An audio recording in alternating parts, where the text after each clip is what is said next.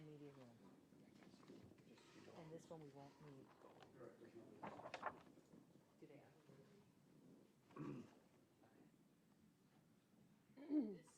because as people join, it shifts. So you just want to hit pause between adding people and adding them all. Otherwise you'll add the wrong person. So now everybody join except for Dr. Moon. Okay. And then what we can do. And they is you stay can up. see, these ones are all connected so far all the way. This one is not yet. She's still connected. Okay. So these people stay up. Okay, cool. They'll stay up there because they're Sounds good. Okay. Thanks. That's what you, this is the actual Zoom. Okay.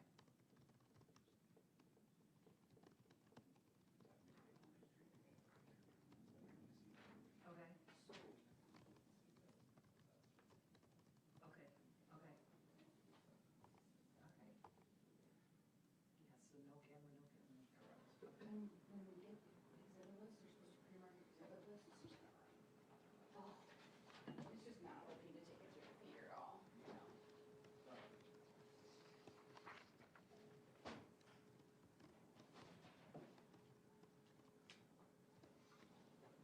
I make 2 copies, one for judge and one for me to write on. Okay. And the other one is for the,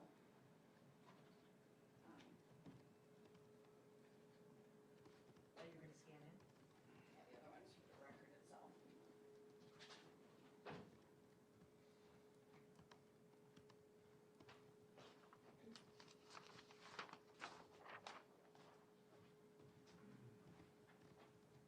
Because I always do a complete exhibit list of what was actually used at the end. Okay.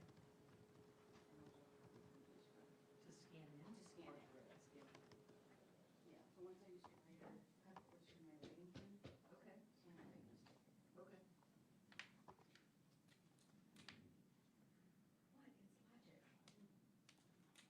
It's terrible. Sometimes you have to know yourself.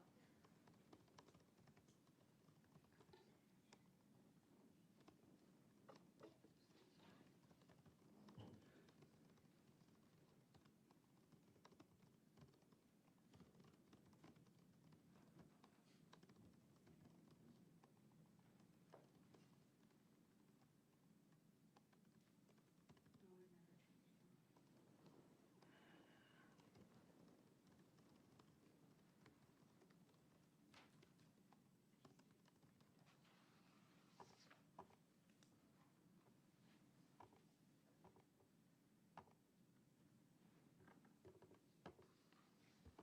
To the person logged in as Montana, could you identify your relationship to this hearing? You have to unmute. You have to unmute.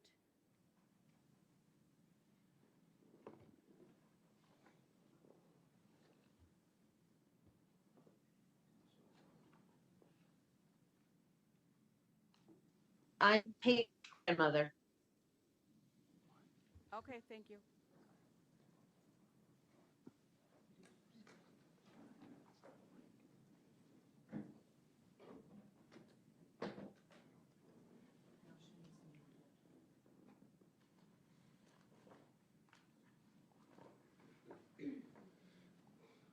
she needs to mute it.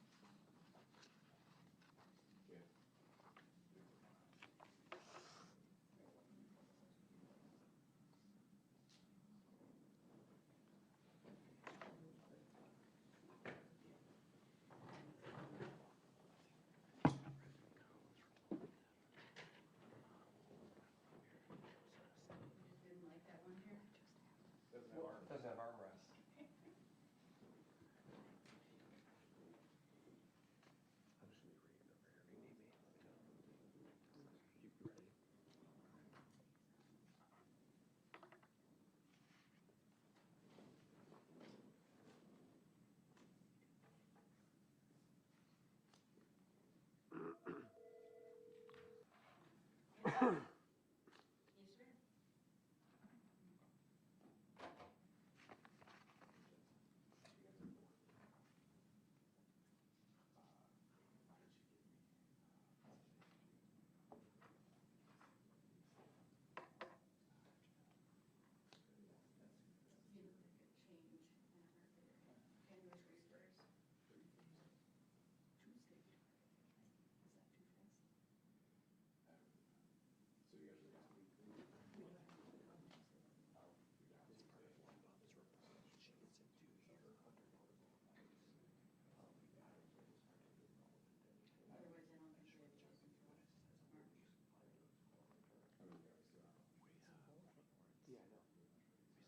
You look like a change in a heart rate. Can you wish whispers? Otherwise, I don't think they'd chosen for March. All rise. Thank you. Please be seated.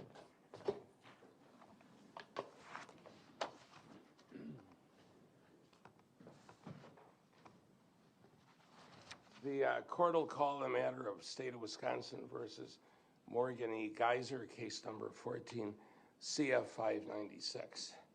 Appearances. State judged by Ted Zapakowitz and Abby Nicolai. Good morning. Good morning. Thank you. Good morning, Judge. Morgan Geyser with Attorney Anthony Cotton. She's here in person. All right. Thank you and good morning. Let me just get the case called up on the.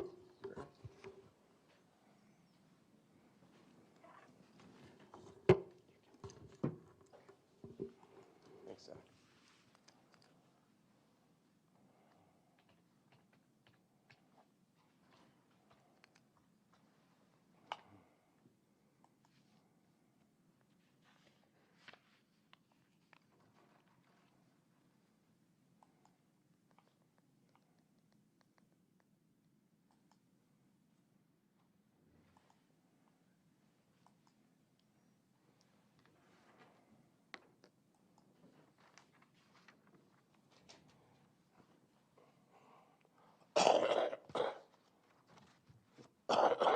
Excuse me.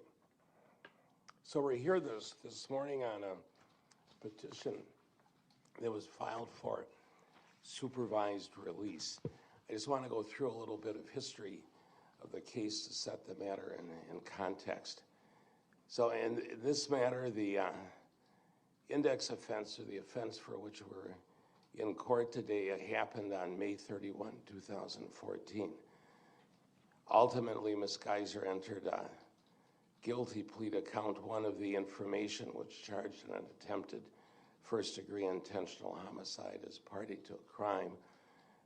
She was found guilty of that offense. The state struck an enhancer for use of a dangerous weapon. By agreement, various reports were accepted, and the court found Ms. Geyser not guilty by reason of mental disease or defect.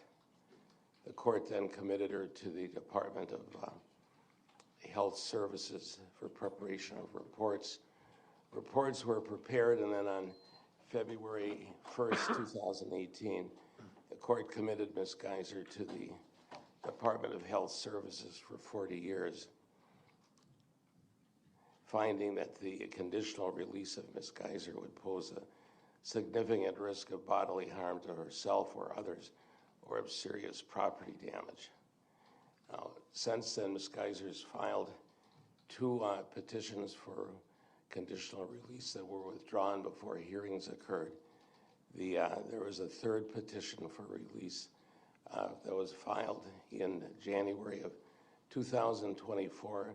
Court conducted hearings with regard to that petition on April 10 and 11, 2024, and denied the petition.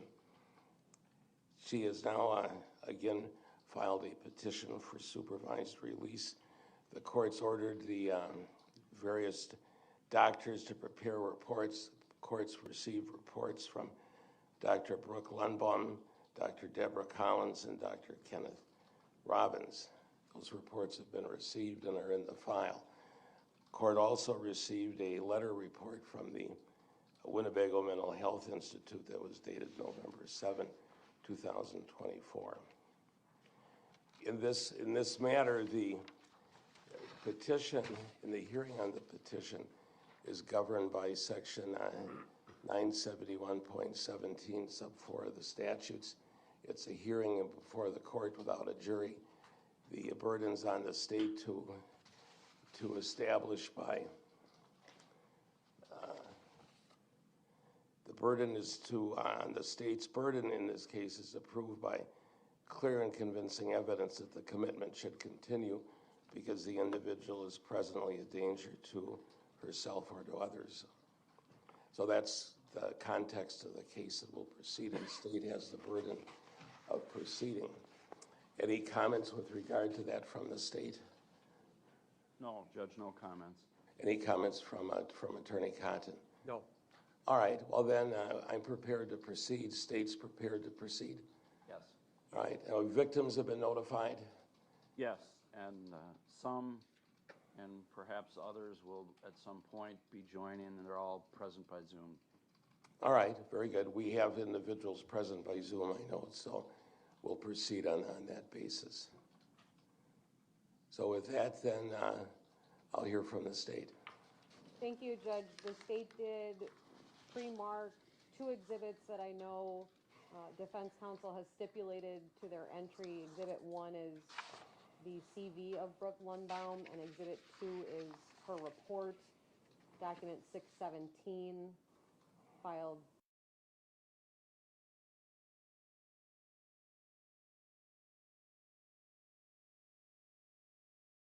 Good, thank you. The exhibits 1 and 2 will be received. Yeah, thank you.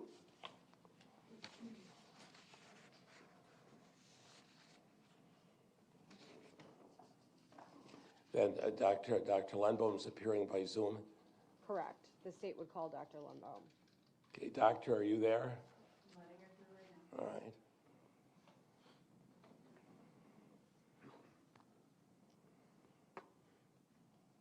She is fully connected. Dr. Lundbaum, good morning. Good morning. Okay, I'm going to ask you to stand, raise your right hand. Clerk will swear you in. Do the best you can. There we go. Do you swear that the testimony you're about to give in this matter before the court shall be the truth, the whole truth, and nothing but the truth, so help you God? I do. All right, thank you. Please be seated. Then state your full name and spell your last name. My name is Dr. Brooke Lundbohm. First name is spelled B-R-O-O-K-E. Last name is L-U-N-D-B-O-H-M.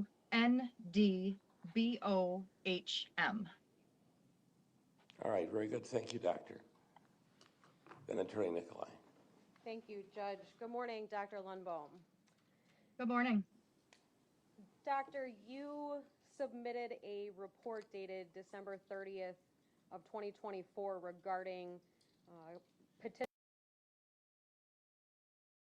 by Morgan Geyser.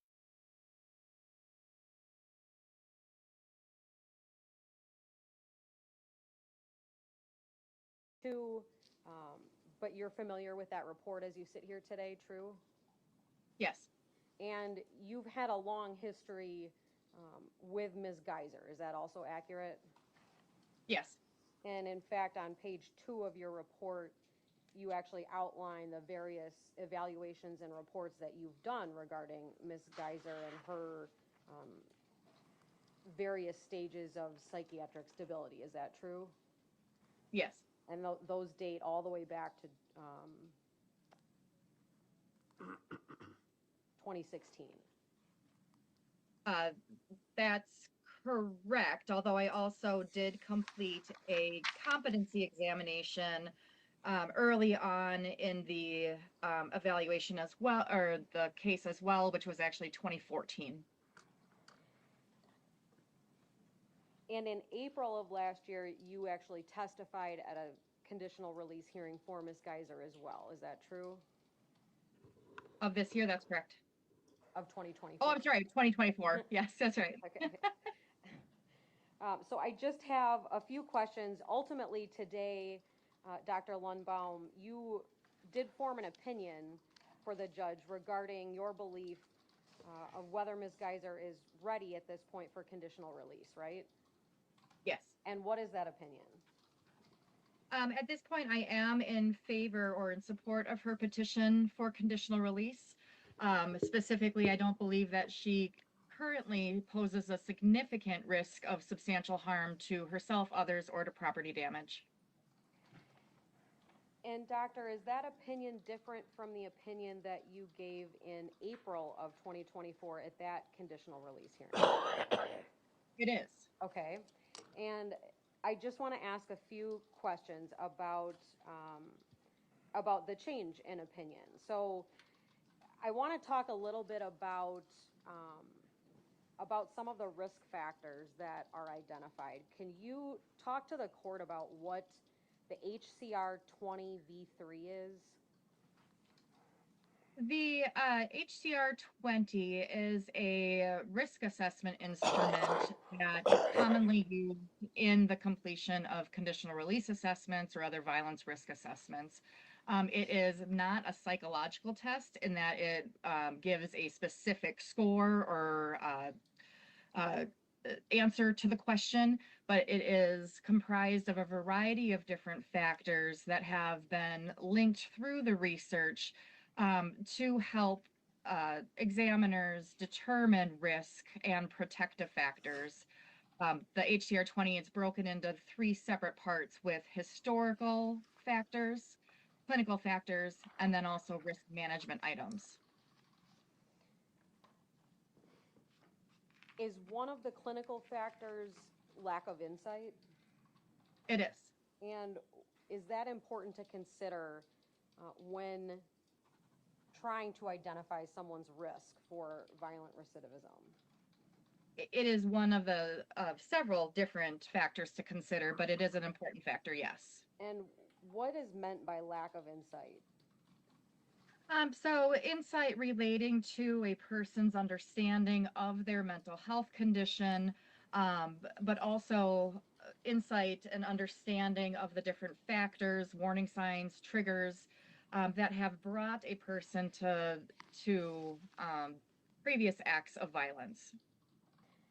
In terms of your concerns in April of 2024, did you have concerns about Ms. Geyser's insight into her mental illness? Yes. And at this point in time, well, strike that. Did you, in April of 2024, have concerns about Ms. Geyser's credibility as a reporter? I did. And so I want to talk about kind of that trajectory over time, if we can. Can you remind the court, please, of the initial findings regarding the psychological diagnosis that Ms. Geyser had at the time of the index offense? So at the time of the index offense, there was consensus amongst a variety of professionals involved in the case that she was experiencing symptoms of a psychotic spectrum disorder that was eventually pretty consistently diagnosed as schizophrenia. The symptoms that she displayed of particular relevance were delusional ideas related to the fictional character of Slender Man, but also a variety of auditory and visual hallucinations, disorganized thinking, disorganized behavior, and instability in her emotional regulation. Were those symptoms things that were observed objectively as well as reported by Ms. Geyser subjectively? Yes. And were those symptoms something that professionals believed prompted the index offense? Yes.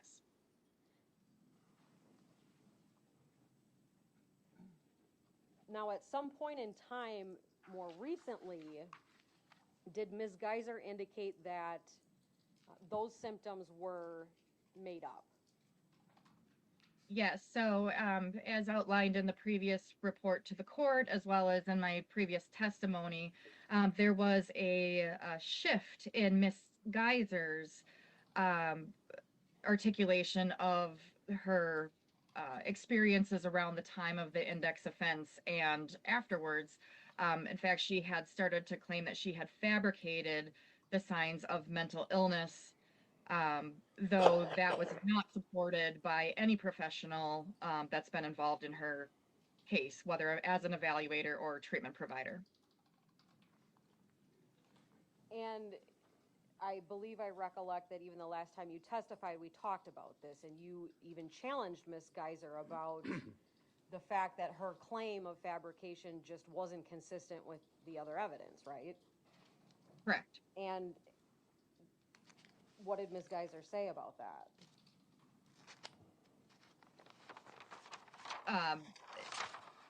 Sorry, what did she say about that during our previous different contacts or during the current contact for this petition?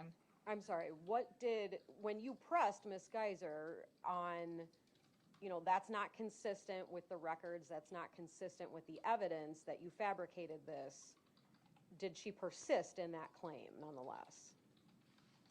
During our previous contacts, she did. Okay. Did at that time, so that the court has an idea on a timeline, when did this claim that she fabricated these symptoms begin and persist through? So without looking back at all the records, it appears that those claims began in about 2022. There's indication from a institutional-based psychological evaluation where she was discussing essentially feigning mental illness. Also around that time, I had contact with her for a petition for conditional release. She was discussing those same things. Certainly during our contact in 2023, and then also for that most recent conditional release evaluation, she was again claiming that she essentially feigned mental illness. And the most recent petition for conditional release, you would have had your interview with her according to your report on February 13th of 2024. Does that sound right? That sounds right. And during that interview, she was still telling you that she had fabricated all those symptoms. Correct. Now, so during this time period of between 2022 and 2024, at some point in time, were her psychotropic medications discontinued? So the available information reflects that her treating provider at the Winnebago Mental Health Institute began to taper her from her antipsychotic agent, which was Invega Sustenna, in the fall or winter of 2022, with that taper being complete in about January of 2023. So the record suggests that she has not been taking an antipsychotic agent since about that time, though she's continued to take antidepressant and anti-anxiety medications. And that remains true as of today's date? Correct. As of today's date, are you aware of Ms. Geyser reporting any symptoms of delusions or hallucinations or any kind of psychotic symptomology? In review of the records, the last time that she either evidenced or expressly discussed overt psychotic spectrum symptoms was in about 2021, I believe it was. So there's been a several year period now where there's been an absence of those acute or overt psychotic spectrum symptoms. Okay. I want to ask about the discussions that you have had in the past with Ms. Geyser during this period when she claimed to have fabricated the symptoms. What explanation did she give you for the index offense? So that has shifted a bit with her self-report, again, not being particularly credible within the context of this kind of conversation. She, at various points, though, maintained that she was being sexually abused within her family home and had essentially engaged in the index offense with desire to essentially escape her home life. Again, that not being consistent with the totality of information that exists.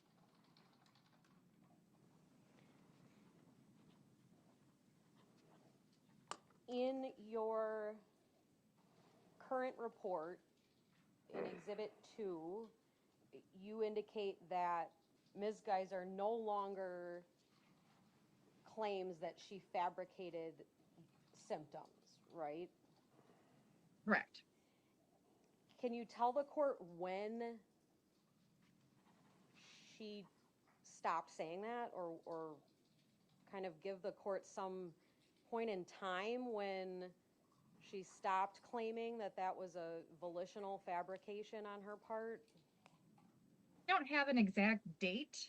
What I can tell you is that in the wake of the most recent petition for conditional release, there was quite a bit of discussion, especially during individual therapy, about her mental health history, not so much focusing on diagnosis, but the actual presentation, the symptoms, the problems that she was experiencing, and how those have essentially changed as she's continued to age and mature, as she's continued to participate in treatment.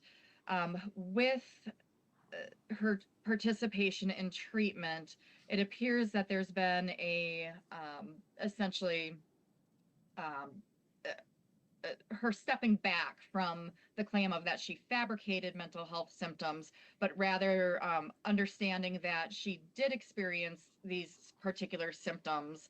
The etiology, not entirely clear whether it's an organic schizophrenia type disorder or the relevant to a trauma-induced psychosis or some other condition, but there's been an acceptance of, I experienced these things, they were consistent with delusions. With treatment, they have essentially abated. So if I'm hearing you correctly, that has been sometime since April of 2024 that has all occurred. Correct. Within, say, the 8 months between the time of my previous report and the current one, 8-9 months.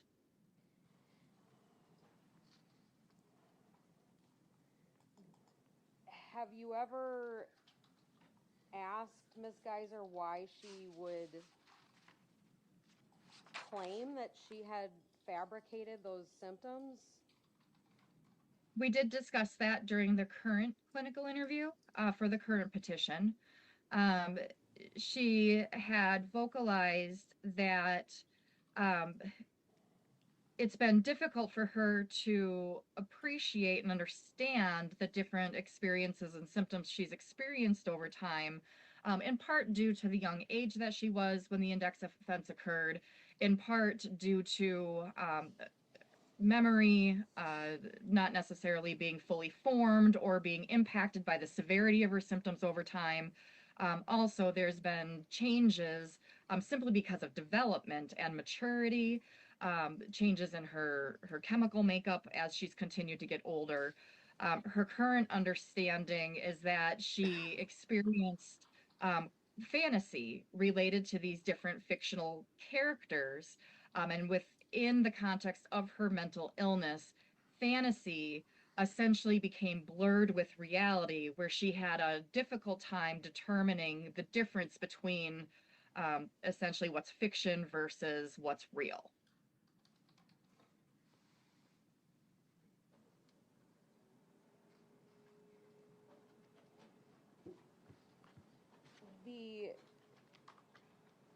And I certainly understand that at around the time of the index offense, Ms. Geyser was young. She was 12 years old, right? Correct. But you'd agree with me that she was 21 at the time of the last clinical interview in February of 2024 when she was telling you she lied about being schizophrenic, right? Right. Correct.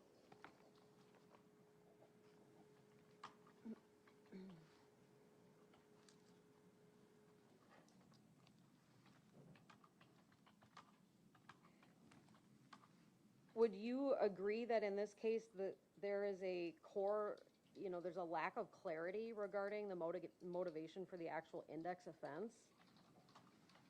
I don't believe that's true when it comes to the agreement and consensus across all the professionals that have been involved in her case over the last 10 years.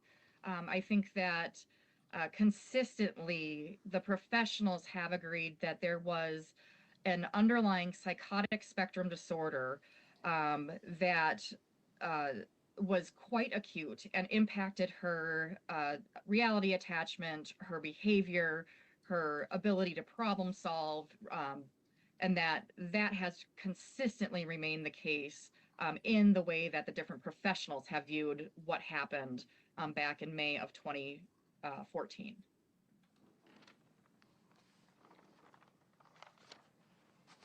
Thank you, Doctor. I want to talk a little bit now about kind of the idea of relationships. And do you have any concerns about the strength of interpersonal relationships for Ms. Geyser, both historically and currently? I do. Could you explain to the court a little bit about your concerns in that regard historically for Ms. Geyser?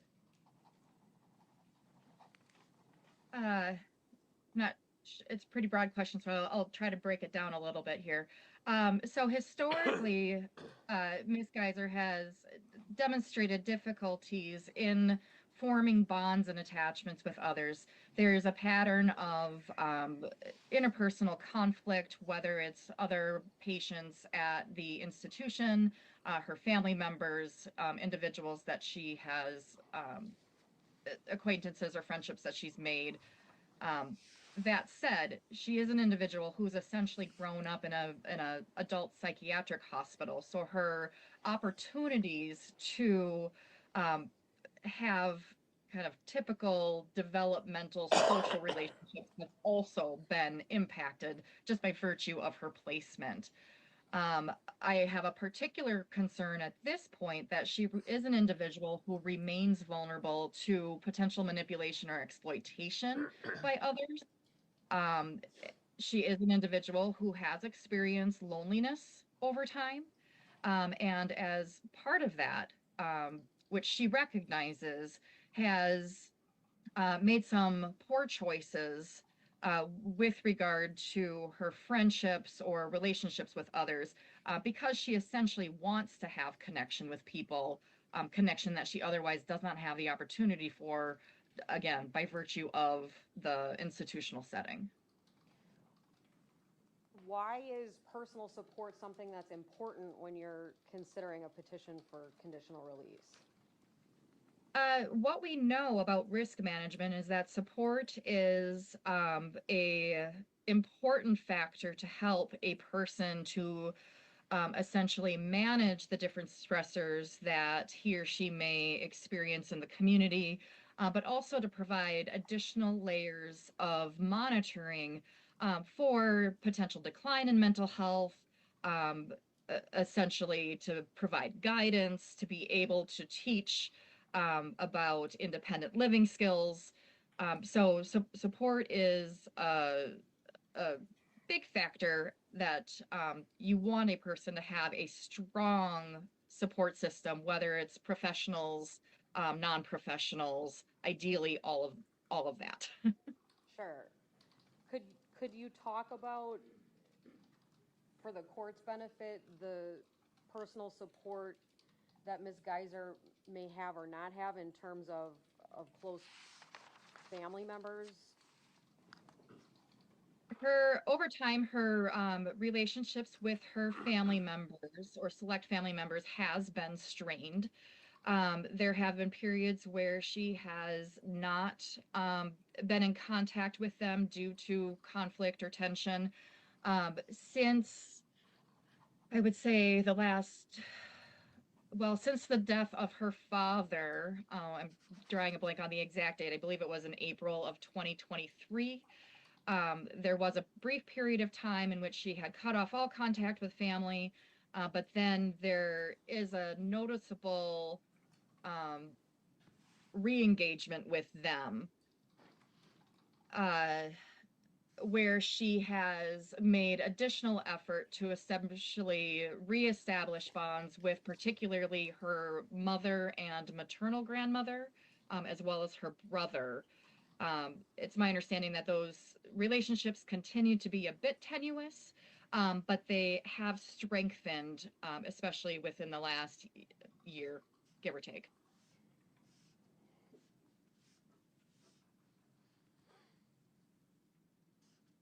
When you completed the Minnesota multiphasic personality inventory with Ms. Geyser, was there any insight into how she perceived her social support system using that tool? Yeah, with that tool, she responded that she perceives her social support system, especially with respect to her family relationships, as being tenuous. And in your report, you indicate that she actually holds negative feelings about her family and blames them for difficulties. Is that accurate? That is what the instrument indicated. It's also consistent with her presentation over the course of time. And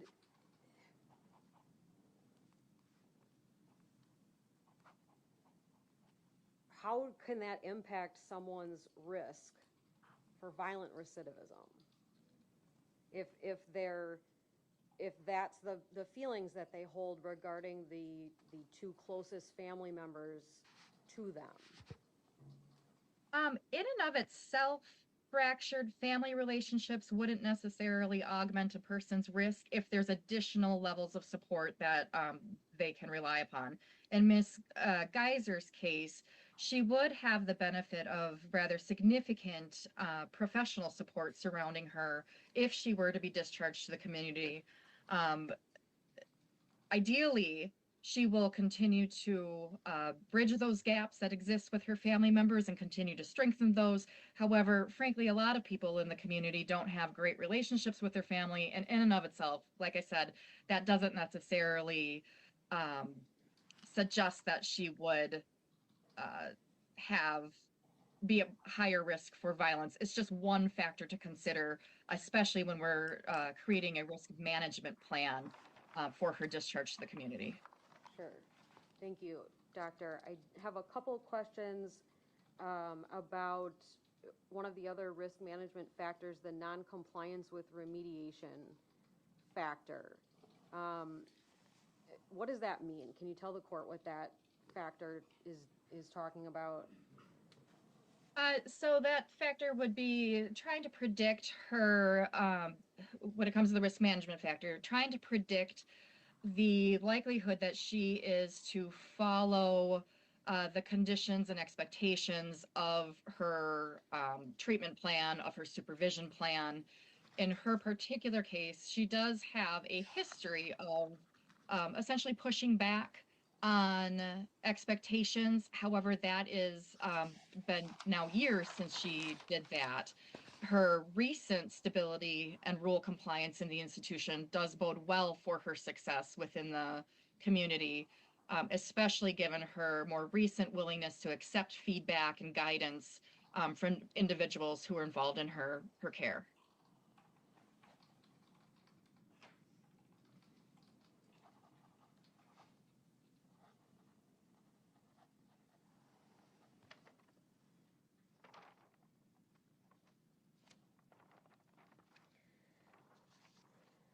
I want to ask a couple questions, Doctor, about there seems to have been a couple recent changes in diagnostic findings regarding Ms. Geyser since we were last in court for the last conditional release hearing. Your report indicates that there was a psychological assessment in May of 2024 with Dr. Myzak, Myszak. Is that true? Correct. And did that psychological assessment result in a new diagnosis? That particular evaluator opined that there was support for a diagnosis of autism spectrum disorder. And is it true that that doctor suggested individual therapy with a goal that Ms. Geyser advance her understanding of that condition and its impact on her? Yes.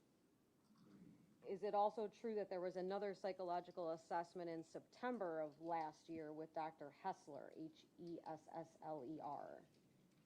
Correct. And what was that assessment in regards to?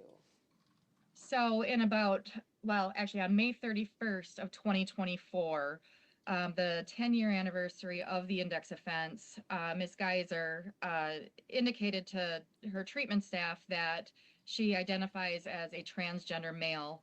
And to be clear, I'm using female pronouns and her court given name just to be consistent with the collateral records. But since that time, she has identified as a transgender male and has made efforts or begun having changes to essentially live as male. So in the treatment records, she's now identified with male pronouns and a separate name. Also the use of recently the use of a breast binder. And that was the impetus for the assessment with Dr. Hessler? As I understand it, the institution staff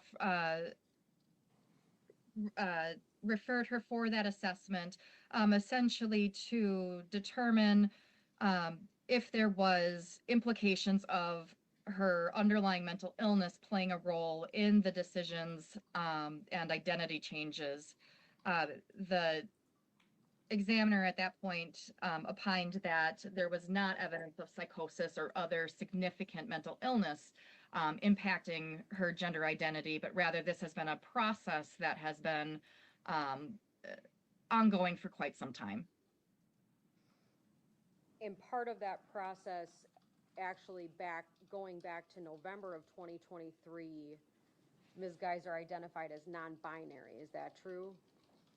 Right. At that point, she identified as non-binary and had asked, I don't believe that she had specific pronouns that she wanted to use, but had begun to identify as a different name.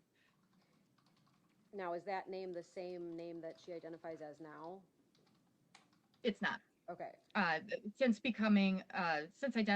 essentially coming out as transgender male, she has chosen a distinctly male name. Okay. And ultimately, through that assessment, Dr. Hessler offered a diagnosis of gender dysphoria for Ms. Geyser. Is that true? True. And that was September of last year. Correct. Is it significant to you that there are these diagnostic changes since the last conditional release hearing? It's notable. Neither of those diagnoses, however, necessarily impact her risk for violence. When considering the changes to those particular diagnostic changes, I think it's important to note that the impetus or the problems, the issues are not new. These are things that are documented in the record. It's essentially just a label that has been attached, and there may be disagreement across the professionals about whether or not those are appropriate diagnostic labels, but there is full agreement that the symptoms or the issues are in place and have been for quite some time.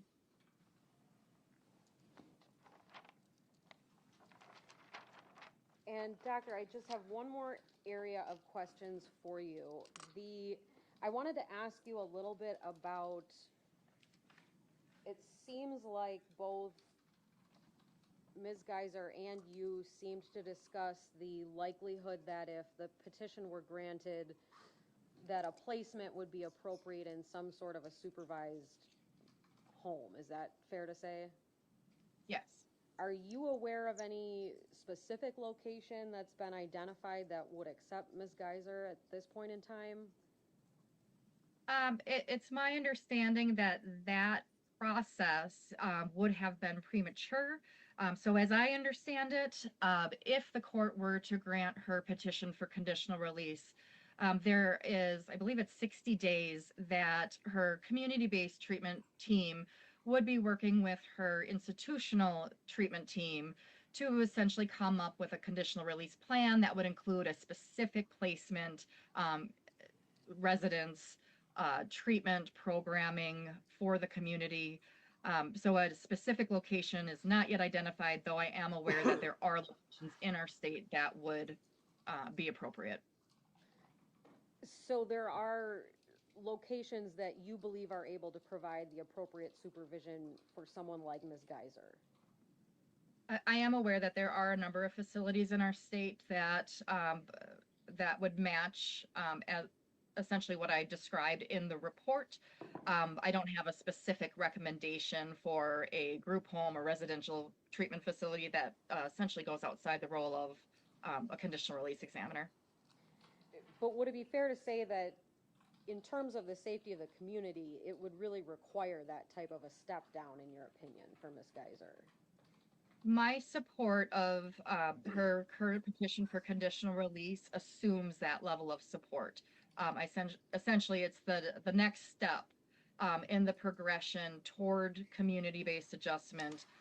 It's the least restrictive environment that is one step down from where she is at this point.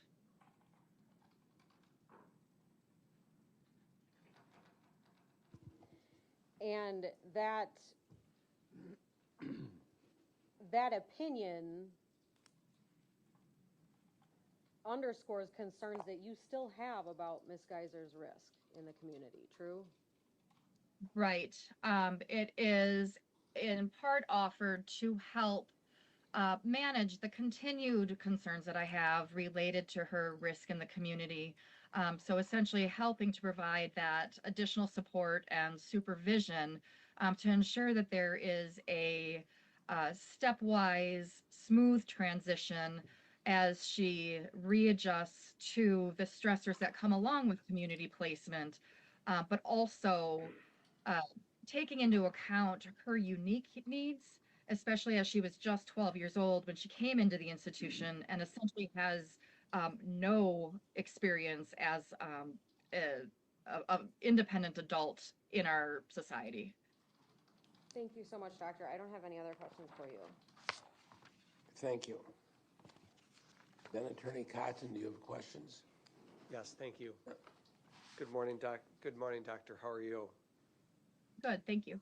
You have a long history with Ms. Geyser, don't you? I do.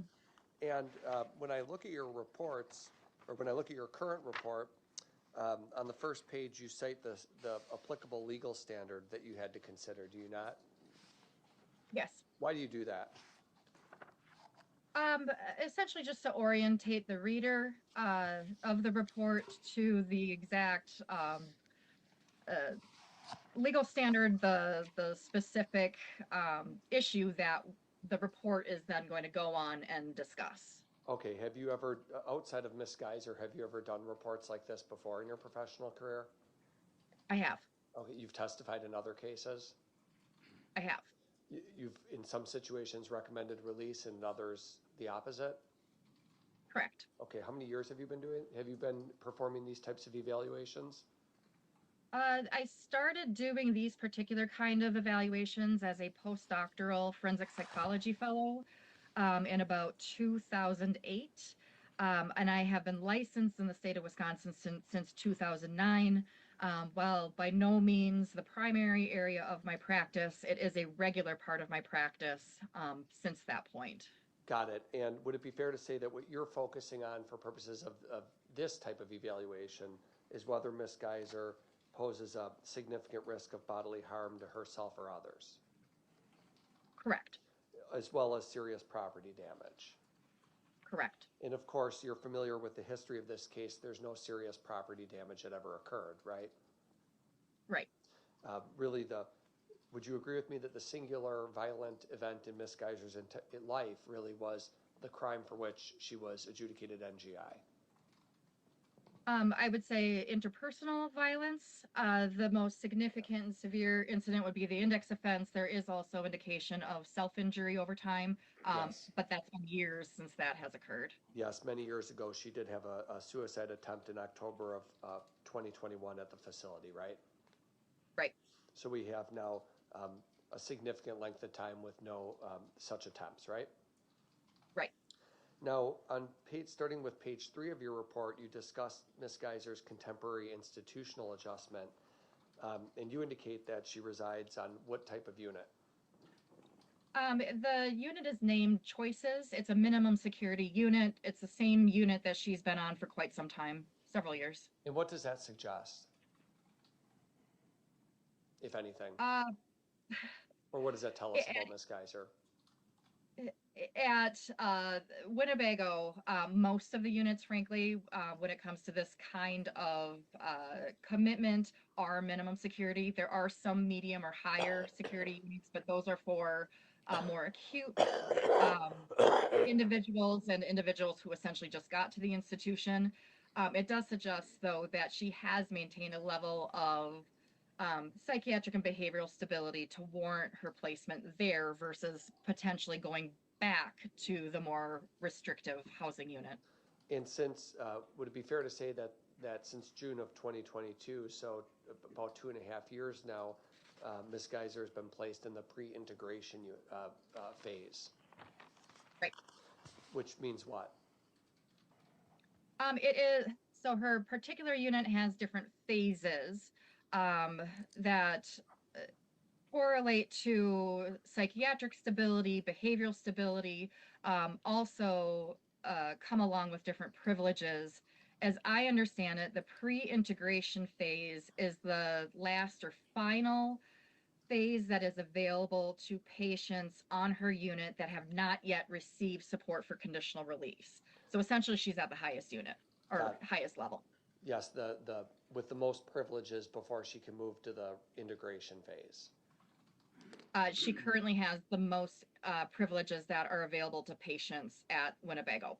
And then whenever Judge Boren grants conditional release, if it's after this hearing, she would be promoted to the integration phase, as you understand it, right? Right. Now, they can't do that until the judge gives the green light, so to speak, right? That's my understanding. Okay. Now, Ms. Geyser at the facility at Winnebago, is it true that she's maintained access to a high level of institutional-based privileges? Yes. Specifically, she actually has, she's allowed to walk around the facility, the campus, the courtyard, whatever you might call it, with another patient who has similar privileges, right? Correct. She was granted what's called full escorted liberty. I believe it was in about February of 2024. And since February of 2024, there have been no concerns to cause diminishment in those privileges. To my knowledge, that's right. And in fact, she even gets to go off campus. Correct. She gets to go to Starbucks and the museum and Walgreens and Target and other such outings, right? Correct. I believe it was in about March of 2023 that she was awarded that level of privilege, and has since gone on several community-based excursions or outings. Right. And if there was, certainly you, as part of your analysis here, Doctor, you reviewed all the institutional records, all the treatment records and things of that nature, right? Right. And you would agree, not a single time in any outing or any excursion that she's taken has there been any concern of dangerousness towards others? Correct. Or herself? Correct. Now, I don't want to belabor the point, but you do indicate that You did talk about insight, fair to say? Yes. Something I guess I want to just explore it a little bit because you talked about Ms. Geyser being perhaps vulnerable to other individuals. That's something that we all have to be mindful of, is it not? It is. Really, that's something we have to be mindful of for any person in these shoes coming out of an institution after this length of time. We don't want someone to be taken advantage of, right? Correct. Especially someone like Ms. Geyser who might have people out there who find it to be an interesting case or a newsworthy event, right? Correct. Sometimes you get those weirdos that latch on, right? There is a high publicity attached to this case, and as part of that, there have been a number of individuals who have reached out to her spontaneously over time, which is at no fault of her own. It is a product of a high publicity case. But would you agree with me that what's important is that Ms. Geyser recognizes, hey, if this happens, I should discuss it? Correct. She has, over the course of time, she has demonstrated improving insight into the risks that come along with communicating or establishing relationships with people who essentially have reached out simply because of watching news sources or other media things related to her case. Part of maturing as a patient and as an individual who's growing up is disclosing those things and communicating about those things in treatment with the professionals, right? I would say that, as well as accepting feedback related to the decisions that she's made. And disclosing, would you agree, also disclosing things that happen, even if it potentially creates a situation where one is concerned that this could hurt my case, so to speak, right? Right. Okay. And that happened here. In fact, Ms. Geyser did disclose when she was concerned about a lawyer who had connected with her. She self-disclosed it, said she was worried about it, and brought it up and expressed those concerns, right? She did discuss those concerns appropriately, and appropriate action was taken. I don't recall if she self-disclosed it or if it had come to light, and institutional staff had essentially asked her about it. Regardless, her response to the situation was appropriate. Her concerns about the situation was appropriate. Her reluctance to potentially discuss on her own was also appropriate, given the fears that the power differential that existed, as well as concerns about how that could negatively impact her desire for conditional release. Does Ms. Geyser currently participate in regular therapy with the social workers? She does. And your report notes 100% attendance between July and September of 2024? That's with group psychotherapy, but also she has excellent attendance with her individual therapy. And have you spoken to those professionals, or did you not speak to them directly? I did not speak to them directly. I had access to the numerous progress notes related to those contacts.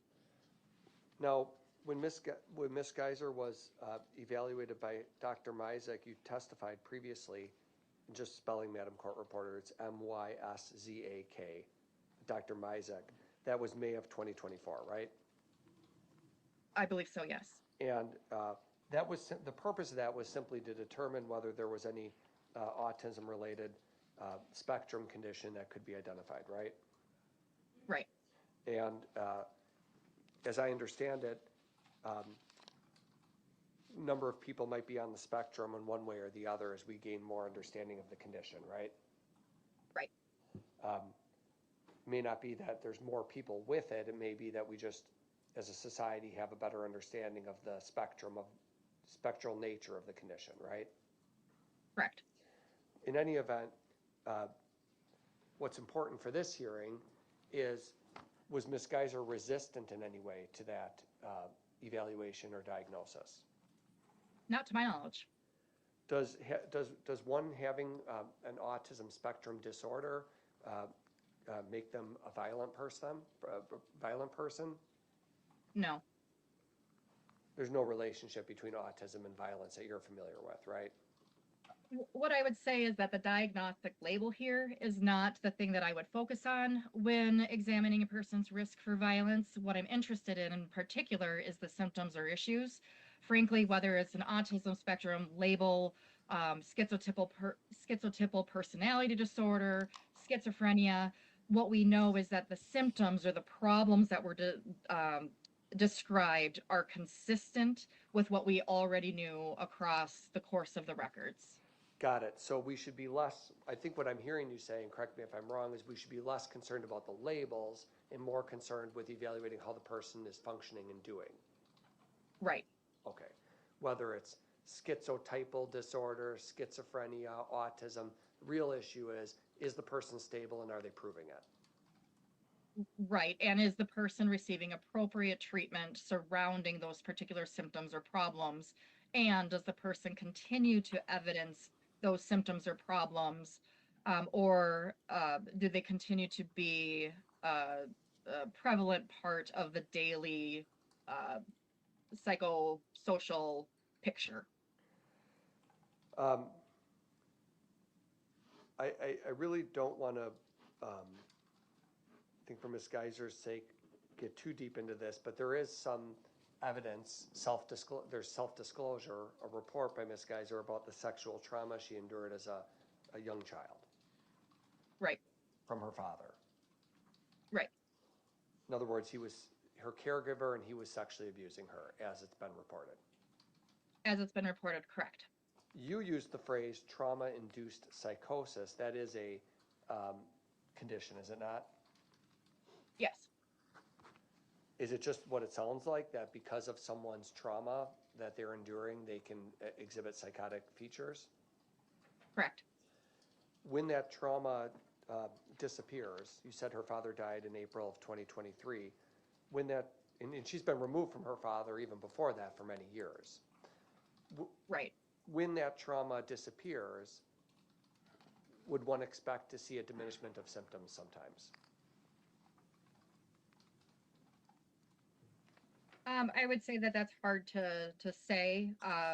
Everybody's experience with mental health conditions, regardless of the nature or the label of it, is unique to that particular individual. What I would say is that there's been now observation for several years where psychosis, those acute symptoms of psychosis, have not been a prevalent part of the clinical picture. Sure. And the professionals noted it back when she was an 11-year-old turning 12 and 12 turning 13. The professionals noted symptoms back then, but you testified that in 2021 was the last time there was any acute or overt psychotic symptoms by Ms. Geyser. Right. As I recall the records, in 2021, there were some ongoing issues related to her report of auditory disturbances that she specifically described as being demons, but there has been nothing of that sort for the last, whatever that's been now, 3 years. Yes, going into 4 years now. Correct. And you testified that Ms. Geyser's had considerable discussion with her individual therapy about her condition as the years have gone by, right? Right. And there's been a significant improvement in her personal insight into what she endured as a child, right? Right. Put simply, we hope that people mature. I would say that it's a combination of factors. So maturity, as well as since that suicide attempt in October 2021, there's been a noticeable shift in her engagement in treatment. And so as she has continued to take treatment more seriously and become consistently engaged and invested in it, she's benefited as well. So has demonstrated improvement in her understanding as time has gone on, albeit not in a perfect trajectory. Is there any, I'm sorry, what hasn't been a perfect trajectory? Her insight. Okay, but as she sits here now with your clinical evaluation, you would agree that she has insight into herself and her condition? I would say that it continues to be a process for her. It is a process that will continue likely throughout the entirety of her life, but certainly throughout the last, whatever it's been, 8, 9, 10 months, there has been a noticeable improvement in her understanding of her mental health, how she discusses her mental health, diagnostic labels aside. Now, when Miss Geyser is released, you talked about her placement in a group home. You called it a stepwise approach, right? Right. So there's a number of facilities that exist that she can reside at. That's my understanding. Okay, and we can ask people from Winnebago more questions about how they do that. I would say that Winnebago probably has an understanding, as well as the individuals who would be a part of her conditional release supervisory team, so case management especially. Okay, as part of your evaluation with Ms. Geyser, you asked her about some of her plans for the future, didn't you? Yes. Would you agree that her plans are fairly normal and rational plans for someone in her situation? Would you agree? Yes. She's heavily invested in her artwork. She's a talented artist and writer, isn't she? She is. She's also somebody who expressed an interest in maybe selling artwork someday. Correct. Or writing for a living, being an author. Correct. Professional author has been a goal of hers since she was quite young. So that's rational for somebody in her shoes to think about how they might support themselves in the future. Certainly, she'll be on supervision. Judge ordered 40 years. She'll be on supervision in some way for much of her life. But saying, I want to be an artist and I want to be a writer, for someone in her shoes is a rational goal. Yes, I would say so. Gender identity, does that relate to violence? No, not typically. And in her case, I would suggest that that's not a factor that's particularly relevant to her risk. The state talked a little bit about it. You don't think that the gender identity, non-binary, male, female, is related to risk? No, there are individuals where gender identity can be an issue and is incorporated into their larger mental illness. There's not evidence of that for Ms. Geyser. And in fact, that's why it was important to have the evaluation done by Dr. Hessler, right? Right. I'm sorry? Right, correct. Got it. So Dr. Hessler can diagnose the dysphoria. Seems like that's common. That seems more prevalent now that I'm hearing than. Would you agree as a doctor? So just briefly about gender dysphoria. So not all individuals who are dealing with gender identity would experience that, but really what it is it relates to the emotional state attached to that disconnect in gender identity versus the physical body.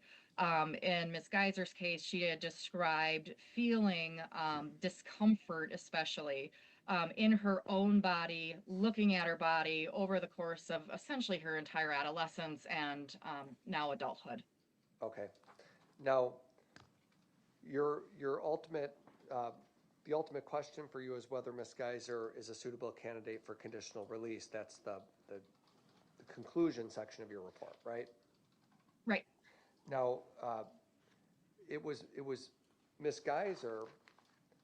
It's important that a person who's going to be released on conditional release have an understanding of what the plan is, right? Correct. And when you spoke with Ms. Geyser, she anticipates living in a group home. That's her expectation, right? Correct. She doesn't say, I'm going to just go and rent my own apartment and be an artist and live independently in the community. She recognizes the need for a group home. Correct. She recognizes the stepwise approach and is fully on board with that, and can vocalize a number of benefits that would come along with it. One benefit is getting her out of an institution, right? Correct. Because she's maximized all the services she can get at the institution. I don't know that I would say she's maximized all the everything, but certainly she has been at a high level, and at this point she's obtained all of the privileges. The next step is logically, if using that stepwise approach, the group home placement or supportive residence in the community where she continues to receive supervision, but it's no longer in that locked institutional ward. Right, because she'll start, she's, as you said before, for better or for worse, she's spent a lot of her formative years inside a mental health locked facility, and that's not the most conducive environment to one's independent growth. Correct. And so a group home will provide a structure, but a bit more privileges so she can gradually reintegrate into society. Correct. And the reason why you support that is because you want to make sure, it's important to make sure that there's continued monitoring and professional support for her, right? Right. I'm concerned not only about the safety of the community, but I am concerned about her safety and that she's able to appropriately cope with the demands and stressors that she's likely to face without experiencing deterioration in all of the improvements that she's made over time. Now, the relationships with her family in some respects, you noted are, for a lot of people, you said lots of people don't have great relationships with their family, right? Right. But what you noted was that Ms. Geyser would have, you said, tremendous professional support, right? It's my understanding that there is the option. Everybody's conditional release plan is different, but there is the ability to have significant professional supports around her for the lack of support that she has potentially otherwise. Clinical factors you looked at in reaching this ultimate conclusion, you talked about the HCR test, but clinical factors you looked at are whether Ms. Geyser has negative attitudes. You found none. Correct. In the past, she has displayed negative attitudes related to treatment, but that is not anything that is prevalent at this point. And active symptoms of major mental illness, you found none. Correct. In my review of the records, I had described in the previous report to the court in March of 2024 that there were still some ongoing concerns about emotional regulation and anxiety, unprovoked reactions to unknown triggers that were reminiscent of her trauma. Since that time, there is nothing in the records to suggest continued symptoms that once plagued her, like crying spells, anxiety attacks, periods of dissociation. She continues to describe some nightmares, but they don't appear to be as disruptive as they were even as recently as that last conditional release report. Okay, impulsivity, you found none as well, right? Right. And unresponsiveness to treatment, you found none. This is all page 13 of your report. You found no evidence that she's unresponsive to treatment. Correct. And again, that risk management part is a prediction of what she's likely to face, but her institutional stability, her acceptance of rules, her willingness to accept feedback, that all bodes well for her compliance with conditional release. So it's a which is good. It's a predictive tool, and we're trying to predict dangerousness, right? Right. No evidence of covert manipulative behavior prediction either, right? Correct. Low self-esteem. The HCR indicates low self-esteem, but you said in your report, in terms of her presentation towards you, she was a fairly confident young woman, right? Yeah, over time, she in direct interviews, she presents as quite confident, well-spoken. She's incredibly bright. But the totality of information, including from the current psychological testing, suggests that she is an individual who harbors low self-esteem and can be especially self-critical. Yes, of herself, self-critical, of looking at herself and critiquing her own behavior. Correct, and kind of driven from this desire for perfection, which, as we know, is not a realistic expectation for self or others. Yes. Bottom of page 13, as you reached your conclusions, you talked about Ms. Geyser's assistance that she would have in the community with the wide array of professionals.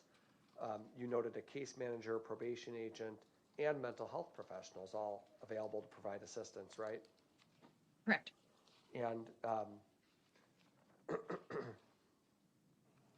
her rule compliance, as you went into page 14, you noted her rule compliance. That actually bodes well for her rule compliance in the community, right? Correct. We look at one's behavior inside the facility and try to, and it will give us a rational ability to predict that in a group home she would perform similarly. Correct. She has pro-social goals. We've touched on that, but you would agree that her goals themselves are coherent and pro-social. Yes. She hasn't had a lot of opportunity to foster age-appropriate relationships outside of the mental health hospital, but that's through no fault of her own, right? Right. Now, in the conclusion section, to be clear, your ultimate conclusion is that you are in support of her petition for conditional release. Yes. The evidence in your opinion, every doctor has their own opinion, but your opinion is that the evidence does not support a conclusion that she would pose a significant risk of bodily harm to herself or others or property damage if conditionally released, right? At this time, that's correct. And that's offered to a reasonable degree of professional certainty? Yes. You note considering the totality of the information, so with your long history with Ms. Geyser, including a competency evaluation early on in the case, you note that the totality of the information suggests a much more positive trajectory since a suicide attempt way back in October of 2021. Yes, that's right.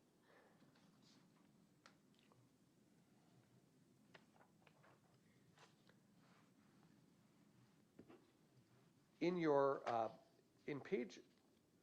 pages 16 and 17 of your report list a series 1 through 11, a series of items that we don't need to speak. The judge has read them all, but what's the purpose of identifying items 1 through 11? So my support of Ms. Geyser's petition for conditional release comes with some assumptions, such as that residents within the supportive residence.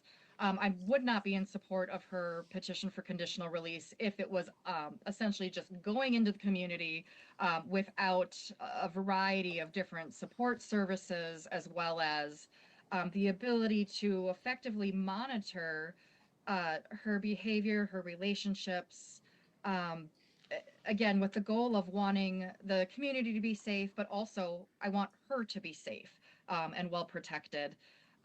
Some of the recommendations there take into account the unique circumstances that she faces because of her notoriety, the high publicity of this case, and wanting to essentially provide some feedback to those who will be working with her to potentially help them to provide some boundaries so that, again, she's safe, the community's safe, and that she's successful. Sure. Winnebago Mental Health Hospital isn't going to just release Ms. Geyser right into the community with no plan, though, right? No, as I mentioned earlier, so as I understand it, there's 60 days that her treatment team in the institution and the conditional release supervisory team would be working together to come up with a comprehensive and specific conditional release plan. And you're familiar with the letter from Jennifer Parnell that was filed with the court where, and she's a physician assistant at Winnebago, document 608 that the judge had referenced at the beginning here, but you're familiar with her letter where she indicates that the client will not be conditionally released until the plan is approved by Judge Boren, right? So I'm not familiar with that particular document or the other examiner reports, but that makes sense to me. That's my understanding as well. Right. The team has 60 days. They put together the plan. They send it to the judge, and he makes the final call. Right. Okay. Thank you. Any redirect? No, thank you. Doctor, I just wanted to go back to your comments about Ms. Geyser's assertion that she fabricated the initial description of what happened in the background with Slender Man. Does what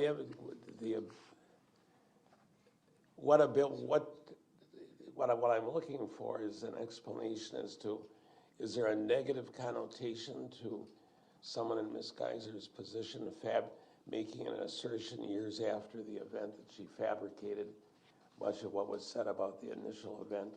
Is it meant to try and create a more favorable standing from her point of view and how to proceed with perhaps a conditional release petition? What's the motivation for that? So I think I had testified to this back in April of 2024. The impetus for her making these claims is not fully known. When I talked to her about it during the current petition for conditional release, she essentially just had said that it was easier to say that she faked it rather than trying to really process and understand the severity of the symptoms that she experienced. And then also when putting it into the context of the changes that she's experienced in her symptoms across time.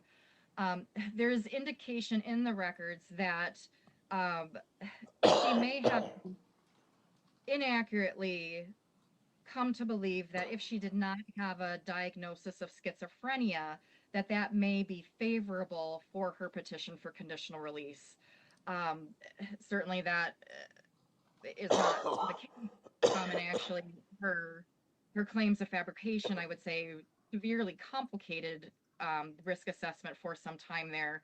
What I can say is at this point, she's no longer claiming that her understanding of her mental illness, her mental health symptoms is much improved and in line with what the professionals around her also think.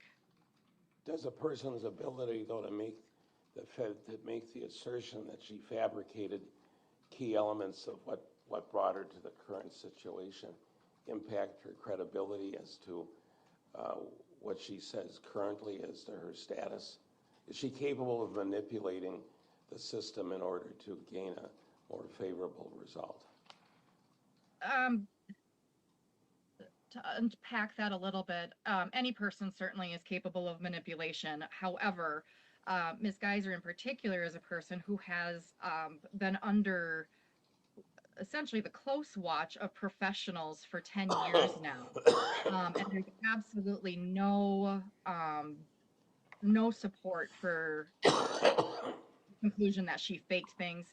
I did testify previously and wrote in previous reports that I had concerns about her credibility as a self-reporter because her self-report was so drastically different from all the information that existed. And that is something certainly to watch out for in currently and in the future. We want to make sure that her understanding essentially aligns with what is known through the totality of information. Again, at this point, her understanding of her mental health does seem to align with what records suggest what is known about her. With regard to her assertion of sexual abuse by her father, is there, looking at the history of the case, is there support for that type of assertion by her as part of the background of the case? I would say that there's not support for the conclusion that somehow sexual abuse essentially caused her to do the index offense and that it was somehow related to escape her home life. The data is clear. that she did experience symptoms of a significant psychotic spectrum disorder. The etiology has been debated by professionals, but the evidence is very clear that those symptoms were legitimate, and they persisted across time. There was support that she experienced benefit with the use of antipsychotic and mood stabilizing agents, which was what you would expect with a psychotic spectrum condition. With regard to her current status as somewhat being at the top of the line as far as her work within the institution, if she continues to be at that level of treatment and supervision, is there any negative impact to her and her ability to be a safe person over the continued status as being at the top of the line, but being not able to go to the next level of the stepped up program? I would say that the biggest risk would be that it prohibits her continued development as a human. So the risk factor for violence, certainly she's adapted well to that level of support and structure, and I would imagine that she would continue to display that. She does risk boredom, especially since she has very colloquially been there, done that. And so you risk that there could be some regression in behavior, but from a violence standpoint, certainly her environment has been quite helpful for her. The concerns, though, has been noted, frankly, since the onset of this case, is that the institution does not have all the resources that you would want for a person to be able to continue to develop as the goal of a functional, autonomous adult.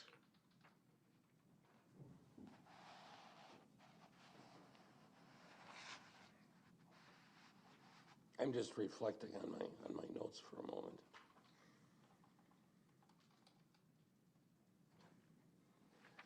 In your previous discussion, in the report it's clear, but the testimony may not be clear. When Ms. Geyser has been at the top of her supervision and goes off campus, if you will, off the institution, she's always escorted. True. She is escorted when she has gone into the community. She has unescorted privileges on the Winnebago campus. So there's never been a time up to this point that she's been unescorted within the community on any of her trips to the library or to the store or anything like that? Correct, and it's my understanding that that's not an option for Winnebago patients. All right, thank you. I have no other questions. Any questions from the state based upon my questions? Just one, Judge. Doctor, should it cause the court any concern that regardless of etiology, there is this consensus by the professionals that at the time of the index offense and around that time, severe and acute psychotic symptoms persisted with Ms. Geyser, and now they're gone, and there's no psychotropic medications being used? What I would say is that is certainly something for her future treatment team to be very aware of, that she does have this history. Within the context of the institution, with the amount of treatment support around her, she has not evidenced regression to psychotic spectrum symptoms. But I believe that she could be at risk for developing those in the future, and that's certainly something that her treatment team would want to be closely monitoring and aware of. Certainly it's something that she appears to be accepting at this point, is able to articulate different warning signs, triggers, signs of that decompensation, and so it should be a part of her ongoing treatment to essentially continue to have that a part of the conversation and a part of the monitoring process. And if need be, to make changes to her medication regimen. What we do know is that when she was prescribed Invega Sustenna, she was doing quite well. There was a remission in those same symptoms at that point. So it's possible that her treatment team may want to consider the addition of that should there be evidence of, again, some of that decline as she experiences stress or other changes as part of the conditional release. Thank you, that's all I have. Attorney Cotton, any questions? Thank you. It's true that she is currently medicated, right? She gets medication at the facility and she takes her medicine, right? Right. Her medication regimen at this point includes antidepressant agents and anti-anxiety agents.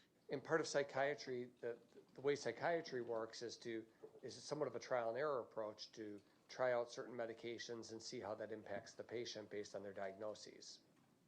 It can be. And by all accounts, the medication that's administered, she takes it and it works, right? Correct. There is, she has always been compliant with taking her medication, as I understand it. And I've testified to, and as is in the report, there's been an absence of those psychotic spectrum symptoms for quite some time now. There are other concerns, doctor, beyond just her growth if she remains at Winnebago. One concern, I want to know if you'd agree with this, but one concern is that the individuals who are at Winnebago, who come into that facility, are people who are sometimes dangerous people, right? Correct. And Ms. Geyser can therefore be exposed to those people, right? Right. People who are older or who have a long criminal history or a violent criminal history, right? Certainly could be that. It could also be people who are experiencing dysregulation within the context of their own mental illness, that there can be a high acuity as those people continue to do their own treatment. So when a person is ready to be released and they can be safe in a group home, it's not only good for their development, but it's good that it's good for somebody with Ms. Geyser in particular not to be exposed to negative influences if we can avoid that, right? Yeah, I would agree with that. Okay, thank you. Anything further from the state? No, thank you. In listening to these questions and answers, one question about schizophrenia, is it, how usual is it that someone with a diagnosis of schizophrenia treated with various psychotic medications is weaned off of those medications and the diagnosis of schizophrenia is removed? That's a hard question to answer.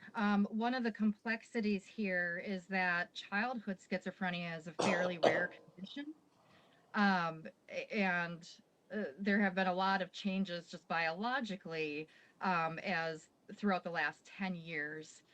Certainly there are people who can effectively manage their illness without psychotropic medications, but while engaging in non-pharmaceutical interventions. There's certainly the possibility that Ms. Geyser's been able to effectively manage her symptoms better, and they have essentially gone into remission simply because of the support and structure that she's experienced. So again, I would caution the people working with her in the future to remain sensitive to the fact that she does have this history. That said, there's nothing to say that I can't say with 100% certainty that she's going to face similar delusional ideas, auditory hallucinations, similar symptoms like she did in the past. It's certainly possible that those will continue to be absent as she continues to move forward here. The biggest thing is that she works closely with those treatment providers and everybody is aware of her history, of the warning signs, the triggers, the signs of decompensation, and that they have a plan in place to react appropriately if that should happen. Thank you. Any further questions based upon my additional questioning from the state? No, thank you. Anything from Attorney Cotton? No. All right, well then, thank you, Doctor. Appreciate you being able to be here today. Thank you for your testimony. May I be excused? You may be excused, yes. Thank Now, is the doctor under subpoena? Yes. Released from the subpoena? Yes, please. Any objections? No. All right, so thank you, doctor. You have a good day. Thank you. I think at this time it's appropriate to take a recess. Let's take a recess to 10:30.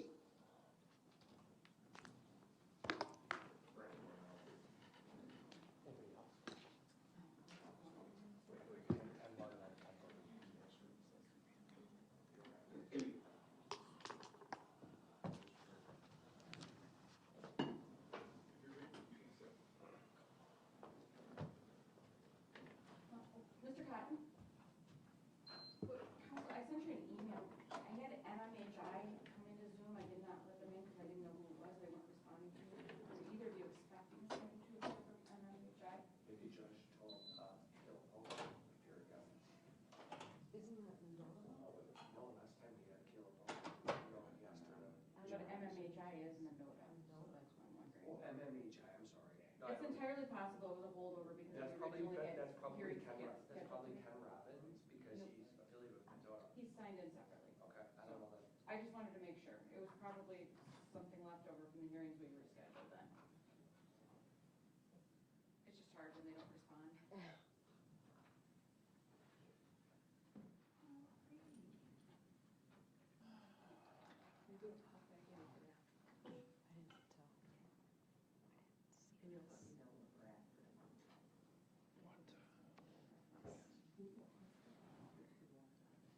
I saw it way back around, but does it say anything significant? It's just kind of, she's following the rules. All right, I'm gonna go hit it upstairs then. All right. Thank you, I'll see you later.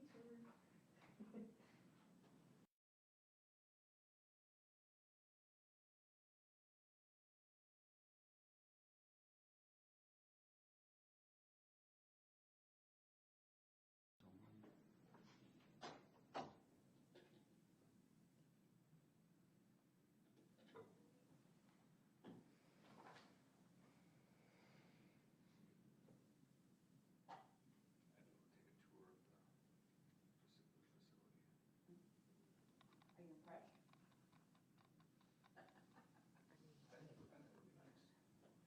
Yeah. The only issue is it's not a new building, there's existing buildings inside.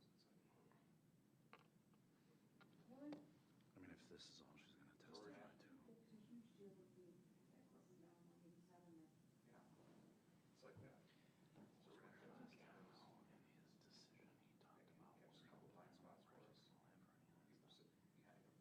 I don't know why people would, but they don't do it there's some weird angles where they could like be behind them and still see what's going on. But like the judge's chambers, He should have gotten together with these people and said, let's make it a specific plan. for your guys here. That's basically my argument. His Not decision secure. last time. I don't see that he was really Maybe they got windows now. right. No, there's no concerns. But they fixed the second floor, guys. Wow, yeah. I always thought about that when The windows in we the were, attic. you and Andy You need to ask any questions of any more of these witnesses. Huh? Yeah. That was all I was gonna. that, I think like that now. We don't ask any more questions. No. I, For training, making stuff. the only thing I, All your guys' stuff is. Solid Robbins is, We don't need to get the same information out there. We just gotta yeah, one, I know. you know. I believe the only Cost her less recommendation than is that one day. either, so he's got two choices. She did experience psychotic symptoms, but much more likely her fantasy was so powerful. Roaming around on the ground, looking under cars. So we don't know which one. No one knows. It's not clear which of those it is. And Morgan is offered. Morgan's offered those.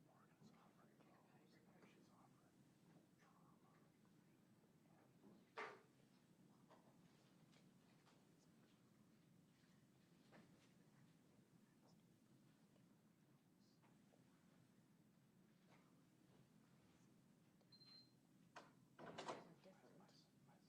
Right, those are different.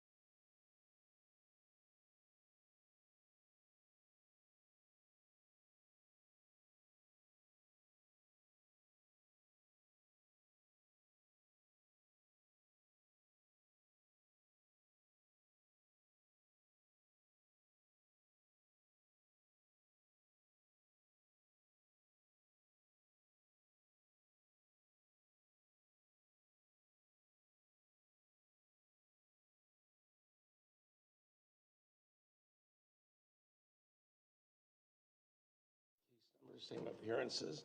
I understand we have an additional witness to call by the state. No, sir. Judge, the state would rest at this point. Oh, state is resting. Yes. I believe the defense has some witnesses, though. Oh, okay, very good. Then turn to Attorney Cotton. Thank you. We call Kenneth Robbins. All right, Dr. Robbins, are you on the hooked up? Not quite yet. All right.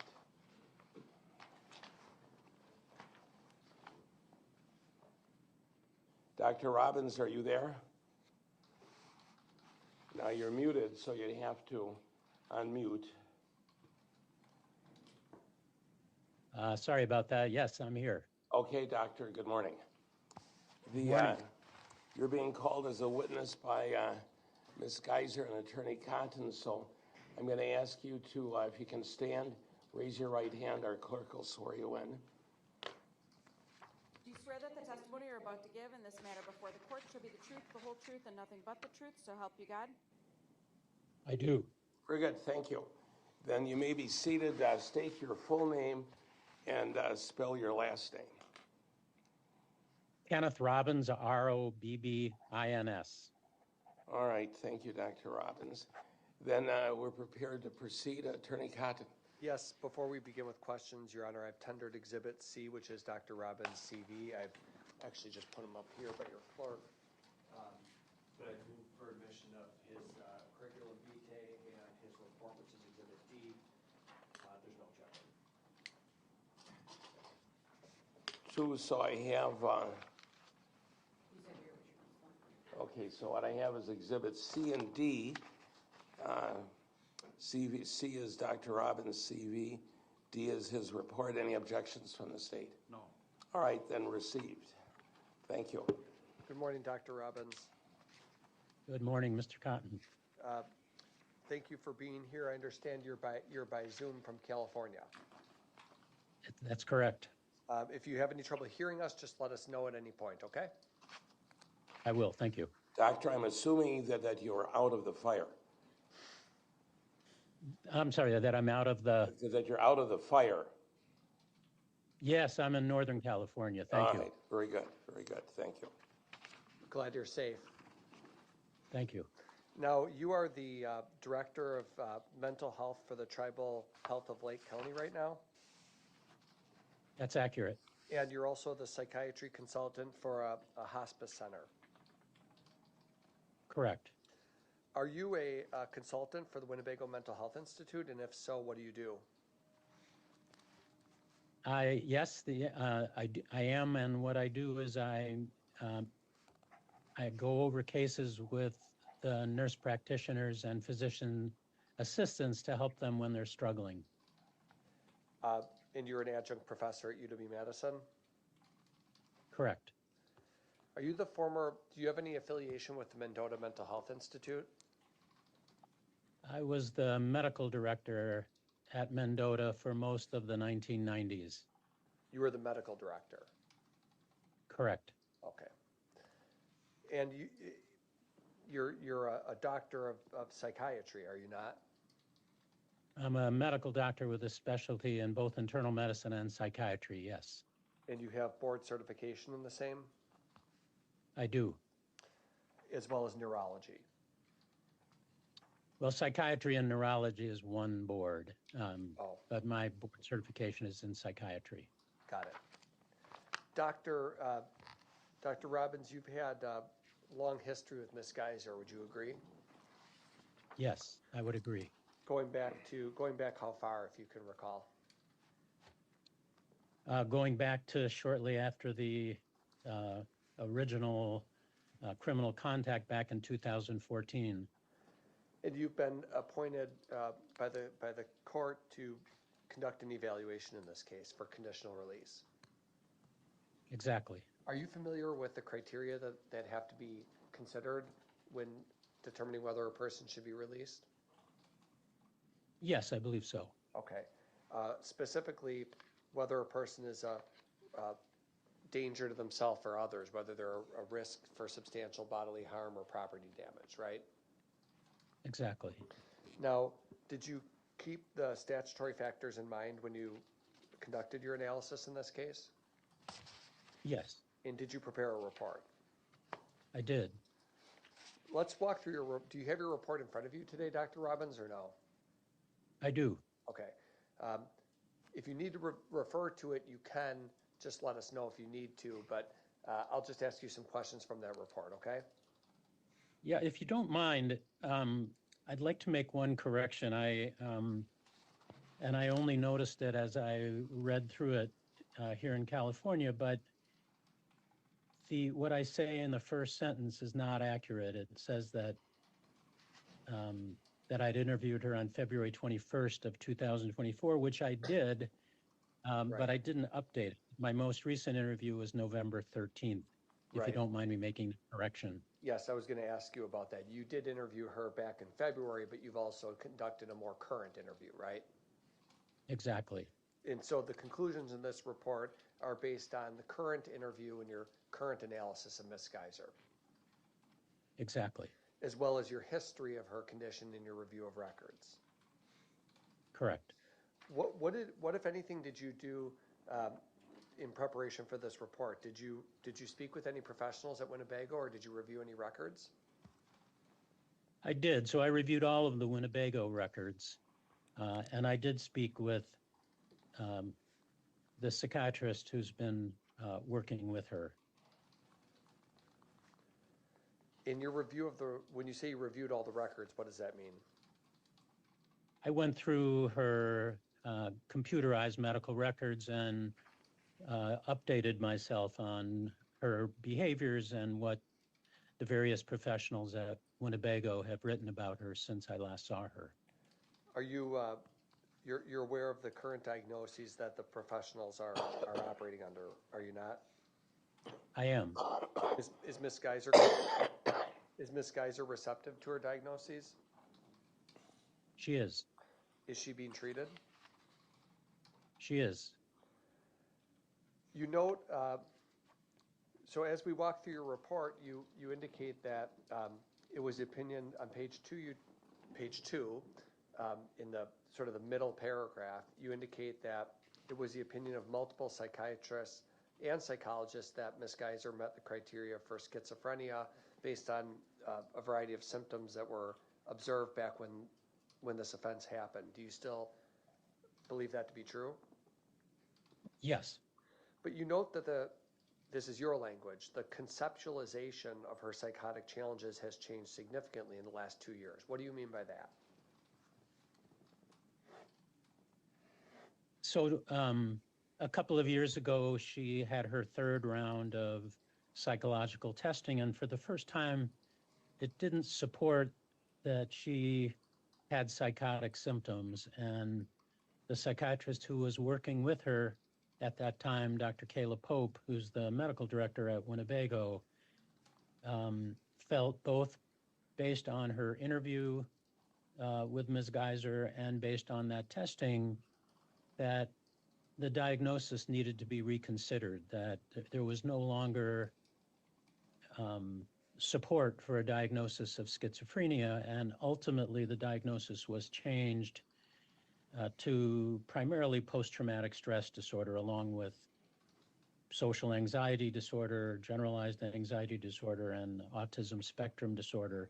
So the psychotic diagnosis, the diagnosis of schizophrenia, was eliminated after she was weaned off of her antipsychotic medication, and there was no return of any psychotic symptoms. Does that mean that Ms. Geyser was somehow faking it back in 2014?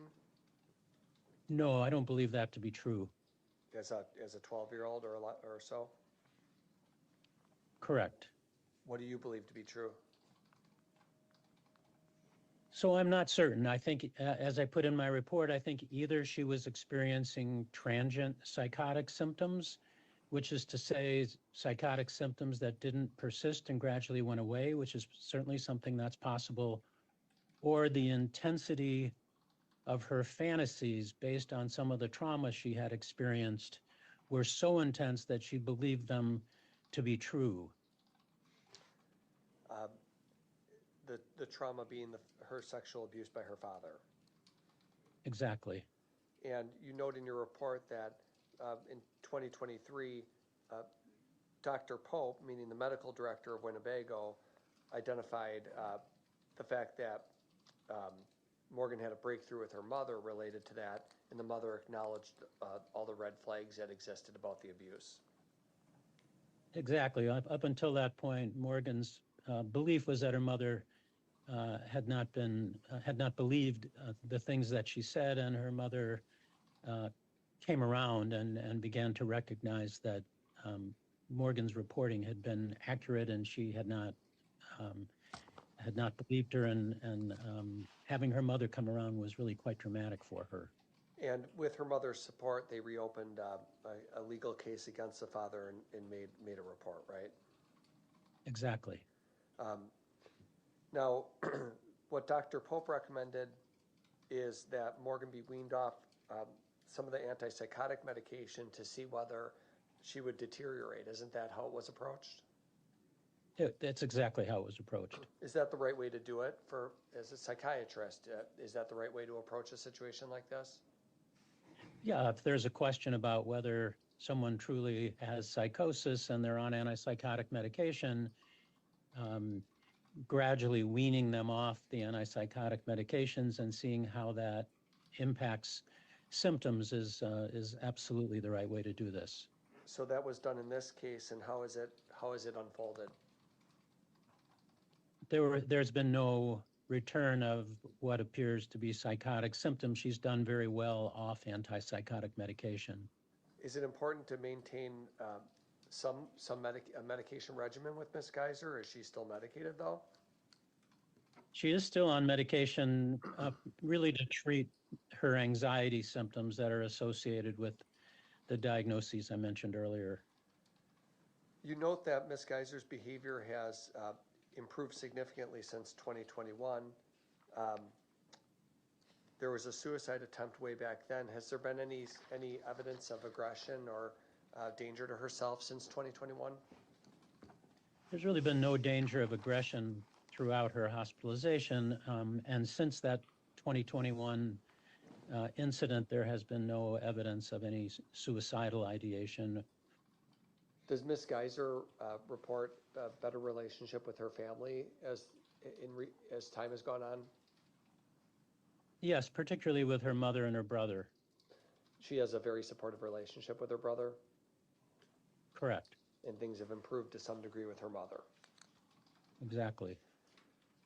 Now, Sorry. Morgan, I'm sorry. Does Ms. Geyser have goals for the future that she's discussed with you? She does. What are those? She'd like to ultimately become a therapist working with people with substance use disorders, and recognizes it'll take some time to get trained properly for that. And in the meantime is thinking about other jobs, such as working as a librarian. Librarian. Yes. In your professional opinion, are those realistic goals for somebody in Ms. Geyser's situation? Yes, she's it's been clear throughout the testing that she's had that she's very bright and has a lot of potential. If she were granted conditional release, where would she go?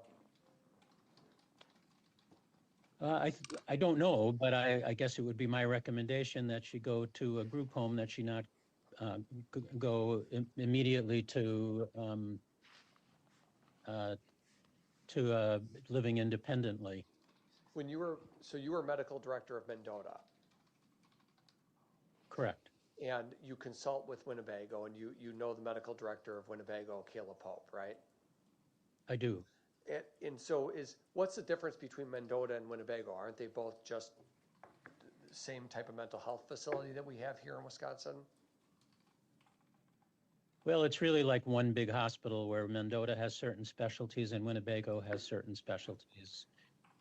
Winnebago takes the vast majority of involuntary admissions, civil involuntary admissions, and kids and women have been exclusively at Winnebago. Some of that has changed recently, but that's primarily the difference. And then Winnebago doesn't have maximum security, which Mendota does have. Got it. So let's talk about conditional release as a concept, though. When you were medical director of Mendota, were you involved in people's conditional release planning? Yes. How does that process go? In other words, when judge approves conditional release, or if he approves it, what will the facility do? Will they release Ms. Geyser right to the community, or what would they do? They would work with people at the county, in the community, to develop a plan that's safe and that's consistent with what the judge orders. And do the treatment is that called a conditional release team? I don't know. That's not what we called it then, but yeah, that's the basic idea, though. A group of people at the facility that work with the community-based people to come up with a plan for the court. Exactly. You mentioned Ms. Geyser going to a group home. She herself recognizes that she would like the opportunity to live in a group home, doesn't she? Exactly, she does. In other words, it's not a situation where Ms. Geyser is indicating that she wants to just go right to her own place. She wants to live in a group home and reintegrate in a safe manner, right? Exactly. There are group homes in the state of Wisconsin? Is that why you mentioned that? Yes. Is it important that Ms. Geyser is engaged in individual and group therapy? Yes. Why is that important? Well, she has very significant anxiety issues, and she has had, I think, what can only be called a bizarre adolescence, and needs help with sort of developmental issues. She has had very limited exposure to peers. She's had very limited access to education and independence. And so she's going to need a lot of help in becoming the mature person that she wants to be. What's your ultimate conclusion in this case with respect to Ms. Geyser's petition for conditional release? I believe it's appropriate. What do you base that on? Essentially that she has had multiple opportunities to be in the community and has done very well. And that I think there's nothing to suggest that she is a danger to herself or others. And I think there's very little at this point that Winnebago can do for her, and that's what they would say as well. I think it's in her interest and in everybody's interest to try to help her now become the person she can become. Well, I want to push back on that. I mean, one might say she's locked in Winnebago, nobody's being harmed, leave her there. What's the problem? What's the problem with doing it that way? It's not hurting her. Yeah, I guess there's no treatment any longer that Winnebago has to offer her that's going to be useful. So there's nothing that she has to gain by being there. Second, there's nothing to suggest that would be dangerous outside of Winnebago. There's done nothing to suggest she's dangerous at Winnebago to others. And since 2021, nothing to suggest she's dangerous to herself.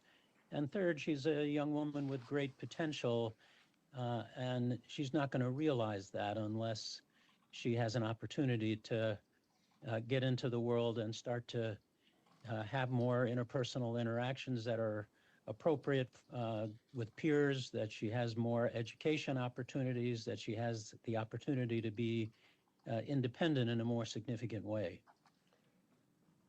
In terms of her future dangerousness as we try to predict it, is it your opinion that it would therefore make her less dangerous? It would make Ms. Geyser less dangerous if she's given the opportunity to move to a group home and expand her growth as an individual? I don't think she's going to become dangerous to other people, whether she's at Winnebago or not. I think that there is the risk that over time, if she is limited by the things that Winnebago can offer her, I could imagine her becoming hopeless at some point and potentially becoming a danger to herself. So yes, perhaps ironically, I think she would be safer outside of Winnebago. So from your professional opinion, her risk to others sort of remains the same in or out. You don't see that changing.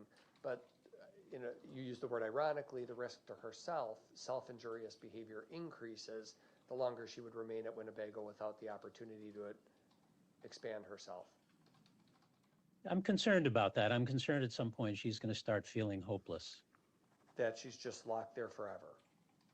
That she's locked there forever, that she can't become the person she wants to become, that she can't have the kind of interactions she wants with peers and with family. Was that part of your analysis in this case, that in fact institutional placement increases her risk of danger to herself? Yes, I do think that's true. And a group home would diminish that because she would be given, although certainly not unfettered liberty in a group home, right? Correct. They can use GPS monitoring and any other tool they want to keep an eye on the person, right? Exactly. Okay. So not unfettered liberty, but some small degree of freedom, and that would enable her, you said she has immense potential, or you said great potential, so she'd be able to start realizing her potential more fully. Exactly. In contributing positively to society. Exactly. Now, it is possible that as Ms. Geyser lives her life, that there could be a reappearance, if you will, of psychotic symptoms. That can happen, right? Possible. So how does that get managed for an individual if and when she's released to make sure that if that occurs, it's addressed? How do we focus on that? Well, that's why I think it's so important that she continue to receive individual and group therapy, that she continue to work with psychiatrists, that she continue to work with a therapist. She is a very insightful young woman, and I am sure that if those symptoms return, which I think, by the way, is very unlikely, but if they were to recur, as long as she has people she's working with who she can talk with about it, I am sure they would be appropriately addressed. You indicate in conclusion section 3 that it's your opinion Winnebago mental health is not a, quote, healthy place for Ms. Geyser to remain. Do you still hold that opinion? Exactly. I do. And that has nothing to do with the staff. They have a very good staff and good professionals there. It has to do with Ms. Geyser's growth as an individual. That's fair. At your time at Winnebago, you had the opportunity, you had occasion to interact with people who had been housed there for many years, if not decades, I imagine. I have. And does it become easier or harder to reintegrate people to society and to have a reintegration to the normal world the longer they remain inside a facility like Mendota or Winnebago? You know, it really depends on the individual, but certainly for Ms. Geyser, the longer she's there at this point, I think that more challenging it's going to be to reintegrate. So one of the reasons you support release at this stage, and you supported release 6 months ago or 8 months ago when we were last in court, right? That's true.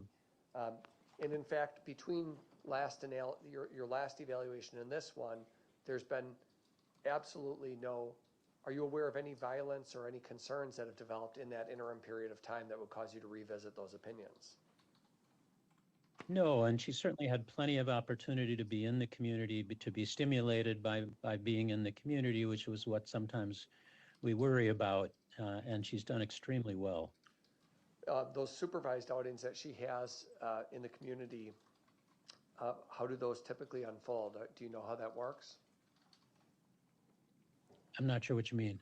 It's a group of people leave the facility and they just have a chaperone who keeps an eye on them, or what do they do? Yeah, exactly. They usually have a specific goal in mind. They go out for a particular reason, and it could be to go shopping. It could be to go visit something that they may learn something from, and they're in the community with a chaperone.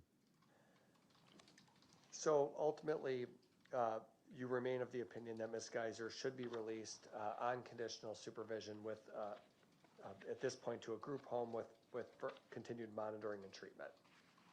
Exactly. Thank you. That's all. Cross-examination. And Dr. Robbins, it would be those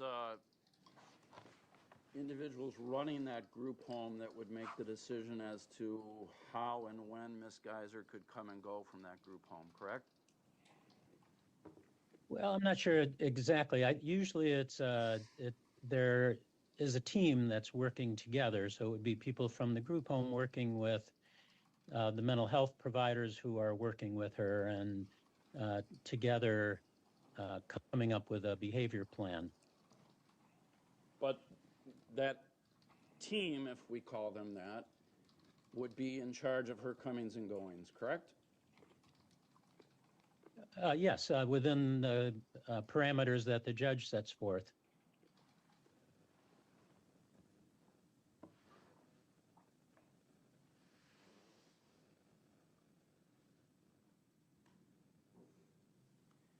And Dr. Robbins, not only did you agree with the release plan last time, you were also in favor of Ms. Geyser being reverse waived back into the juvenile system, correct?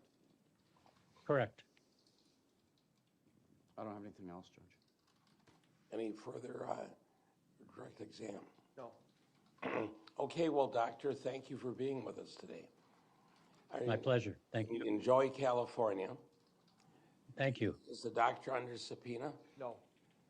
So thanks for being here. You have a good day and a good year. Thank you. Thank you. You too.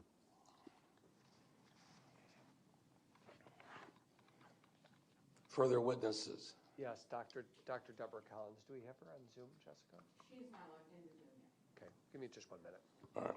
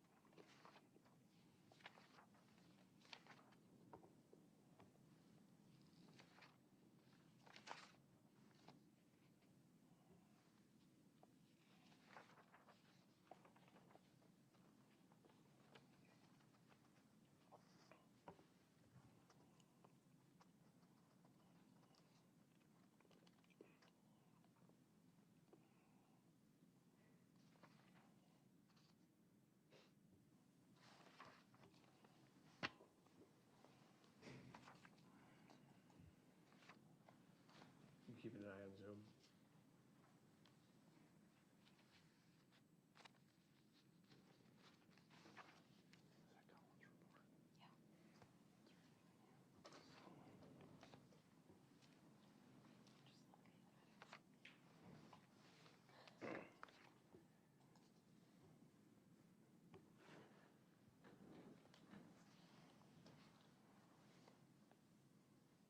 We can be in recess for about 5 minutes.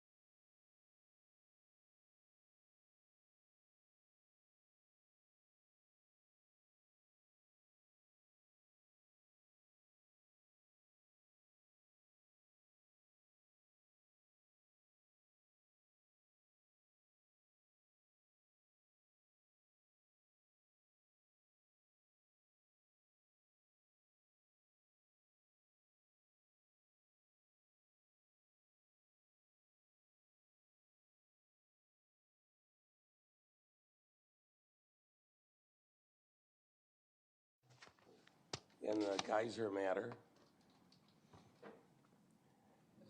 Dr. Collins, are you available? Yes, Your Honor. Okay, well, I can see you and hear you. Are we prepared to call her as a witness? Yes, Your Honor. Defense calls Dr. Deborah Collins. Okay, Dr. Collins, I'm going to ask that you stand, raise your right hand. Our clerk will swear you in.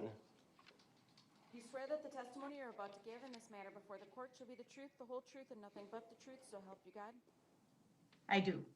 All right, thank you. Please be seated. And then state your full name and spell your last name.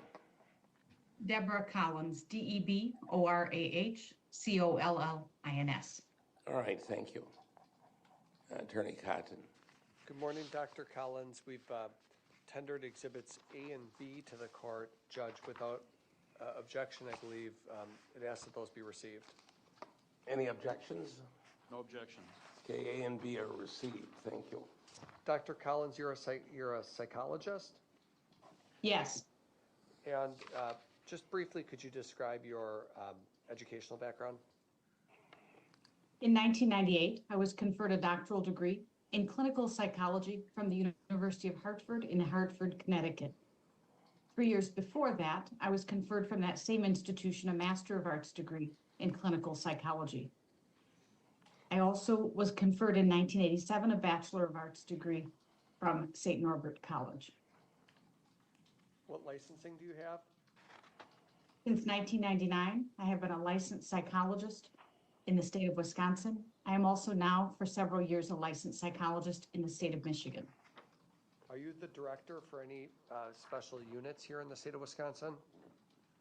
I'm the director of the Wisconsin Forensic Unit. What does that mean? The Wisconsin Forensic Unit is a division of Behavioral Consultants, Inc. That's a company that I own. And the Forensic Unit is a division of that which is in contract with the Department of Health Services in the state of Wisconsin to conduct competency to stand trial evaluations throughout Wisconsin's 72 counties of adult defendants. Is that all it does, competency evaluations? That particular division of Behavioral Consultants, yes. Okay. And then Behavioral Consultants as the overarching organization, does that agency do other work? Yes, that's a private practice clinic staffed by master's and doctoral level clinicians. The doctors conduct, including myself, an array of forensic mental health assessments in both civil and criminal arenas. And we receive appointments from courts and referrals from the defense bar and from prosecutors or district attorneys. We heard from Dr. Brooke Lundbaum before you in this case. Does she work for either of these agencies? She is an employee. She has an independent private practice through Behavioral Consultants. Okay, so she's considered an employee also at Behavioral Consultants. Yes. So you're familiar with her work, are you not? Yes, I am. Well, you're the president and owner of Behavioral Consultants, so I'm assuming, would it be fair to say you hired her or had a decision in the hiring process with her? She completed her postdoctoral training under my supervision and under the supervision of Dr. Kenneth Smale, who has since retired. Okay, my question is, were you involved in her hiring or that was a different person who made that decision? No, I was involved in hiring her initially as a postdoc and then on staff. Got it. And you would agree that she does high quality work? Yes. Have you had an opportunity to review the other doctors' reports in this case? Yes.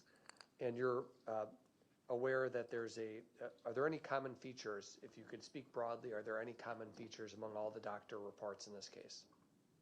Yes. What is that? The bottom line common feature is that there's a unanimous support for Ms. Geyser's petition for conditional release at this juncture across 3 doctors. When you reviewed the other reports in this case, did anything give you pause where you read another Dr. Lundbaum's report or Dr. Robbins' report and you thought they just got something glaringly wrong? No, certainly stylistically we have differences. Certainly things we would emphasize there are differences, but I saw nothing glaringly that drew my attention or drew concerns for me. Stylistically, one obvious point is that your reports tend to be incredibly long, detailed, and thorough versus other doctors who might have a more condensed form of writing. For whatever reason, that seems to be the case, that my reports are longer. And yours is 37 pages in this case. Yes, When you undertook this project, this is not the first conditional release report you've done in this case. You've done others, right? yes, And in fact, last time we were here, you were not quite there in terms of supporting Ms. Geyser's release, right? I did not support her conditional release most recently, earlier this year. You wanted to have more, if I remember correctly, you wanted more time to pass. That was one thing you wanted, was more time to pass. More time to pass, coupled with other factors that I Right. testified and wrote to about. Right, you wanted more opportunities for Ms. Geyser to go into the community, more privileges for her to be able to exercise at Winnebago, and you wanted to have continued monitoring to make sure there was no resurgence of any psychotic symptoms. Correct. I think there was also an emphasis on sort of her increased stress tolerance, so likely increased hours of employment. Yes, I remember that. So now, this report that you've dated December 9th, you started by discussing the standard for the court to consider. You are familiar with what the court has to reflect on in deciding whether to grant conditional release. Yes,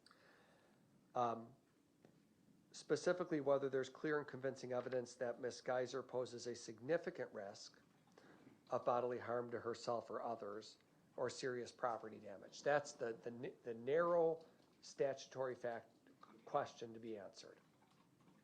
yes. And it's a prediction, isn't it? We don't know with 100% certainty anything. I would say from the perspective of a mental health professional in 2025, the issue is not a prediction so much as it is a risk assessment. So appraising what would heighten risk, what would mitigate risk. So we know we can't predict the future, I guess is what I'm saying. How did you do a risk assessment in this case, doctor? I did a risk assessment by reviewing the totality of information. So all the records that were available, including with my office, with the Winnebago Mental Health Institute, the other reports that are in the record. I also use structured professional judgment tools to make sure that my review of the risk factors wasn't just from the hip, if you will, or based on my own experience, but it drew from the literature. And what we know from the literature that places someone at heightened risk for violence and what also can mitigate risk. And then I certainly met in person with Ms. Geyser and conducted a 2-hour clinical interview with her to get an update from her perspective about how she's been doing. You looked at Ms. Geyser's educational history? Yes. As well as her medical history? Yes.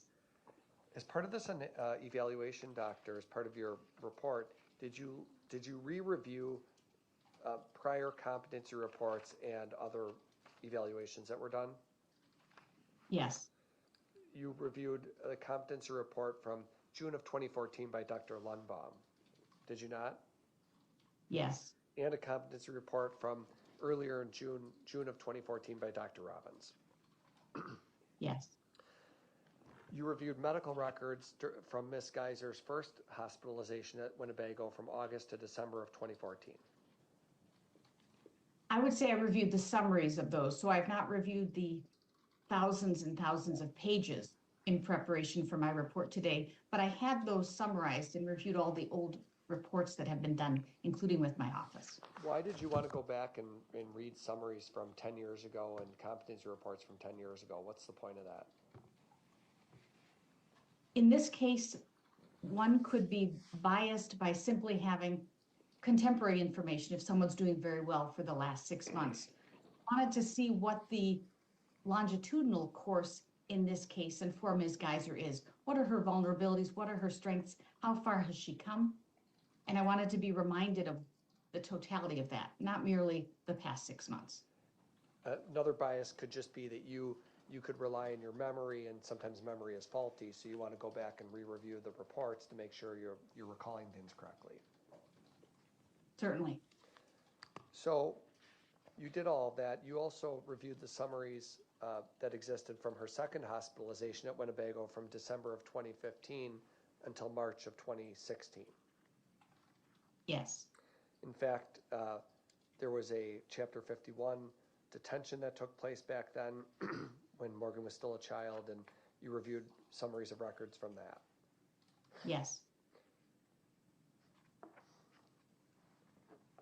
One thing that jumped out at me on page 9 of your report, Doctor, was that you had reviewed an intake assessment from Jesse Andrews, who was an LCSW at Winnebago. Do you remember that? Yes. Are you aware of the fact that Miss Andrews is now she's no longer treating therapist, she's the director of Winnebago? No, I was not aware of that. Okay. You haven't talked to Miss Andrews recently, have you? No. Okay. You also reviewed records from Miss Geyser's third hospitalization at Winnebago and again looked at the summaries of those records as well as a reverse waiver report that came through in 2015. Yes. And this is all of these reviews, even though you've done previous conditional release reports, all of the review that took place here was a de novo review, if you will, a new review of everything yourself when you were assigned this task, right? Yeah, so as I indicated in my report, from a report perspective, I copy and pasted those sections from earlier reports. From a in fact perspective, I also read and reviewed the contents. I didn't merely copy and paste, for example. Got it. So when we see a lot of the same language between the two reports, it is a copy and paste, but you yourself go and re-review everything to make sure you're remembering it correctly. Correct, and I wrote what I'm copying and pasting. I'm not lifting from some other document. They're Yes. from my independent reports. What is Ms. Geyser's current clinical presentation? You said you met with her? I did. How would you describe her presentation? I would describe her clinical presentation as, in appearance, more akin to male than female, but consistent with her recent identification as a transgender male, and that occurred following the evaluations earlier this year for conditional release. She was bright and engaged. By bright, I mean alert and engaged. She was cooperative. She maintained her emotional control, acknowledging she was a bit anxious, which isn't unexpected given the purpose, context of the evaluation. There were no signs of acute emotional distress, and there were no signs of acute psychosis. So her reality contact was in place. You know how to look for things like that because not only do you have a history with Ms. Geyser, but you have a history with hundreds or thousands of other patients, right? Yes. And with Ms. Geyser specifically, you've had times where you've met with her in the past where it's evident to you as a professional that she's exhibiting delusional symptoms. Yes. And Ms. Geyser herself said unequivocally to you, unequivocally acknowledged that she was delusional. She believed it and recognized it. Fair? Yes. And therefore she did have psychotic symptoms years ago, correct? Yes. Interrupt me if you want. I think maybe we're both going to answer the same question. The etiology of that, if you will, there can be a number of reasons why those symptoms were exhibited. Would that be fair to say? Yes. Trauma could be one example. Naturally occurring psychotic condition could be another. There could be a number of reasons why one would have vivid childhood imaginations can sometimes manifest themselves as delusional. So there's a lot of reasons why we might see that as a professional. I would say that, for example, vivid childhood imagination is not the equivalent of a delusional belief, but when you're evaluating someone who is 12 years old, it can be challenging to name it properly, but you know what you see. In other words, it's still distorting the individual's reality contact, whether it is an intensely held fantasy and or has some delusional or psychotic underpinnings. And there's been many years of treatment with Ms. Geyser where she's received antipsychotic medication and then eventually that was weaned off, right? Yes, or it was reduced, I should say. She was weaned off of that, right? yes. Do you agree with that approach as a clinician, that to wean somebody off of these antipsychotic medications to see how they respond?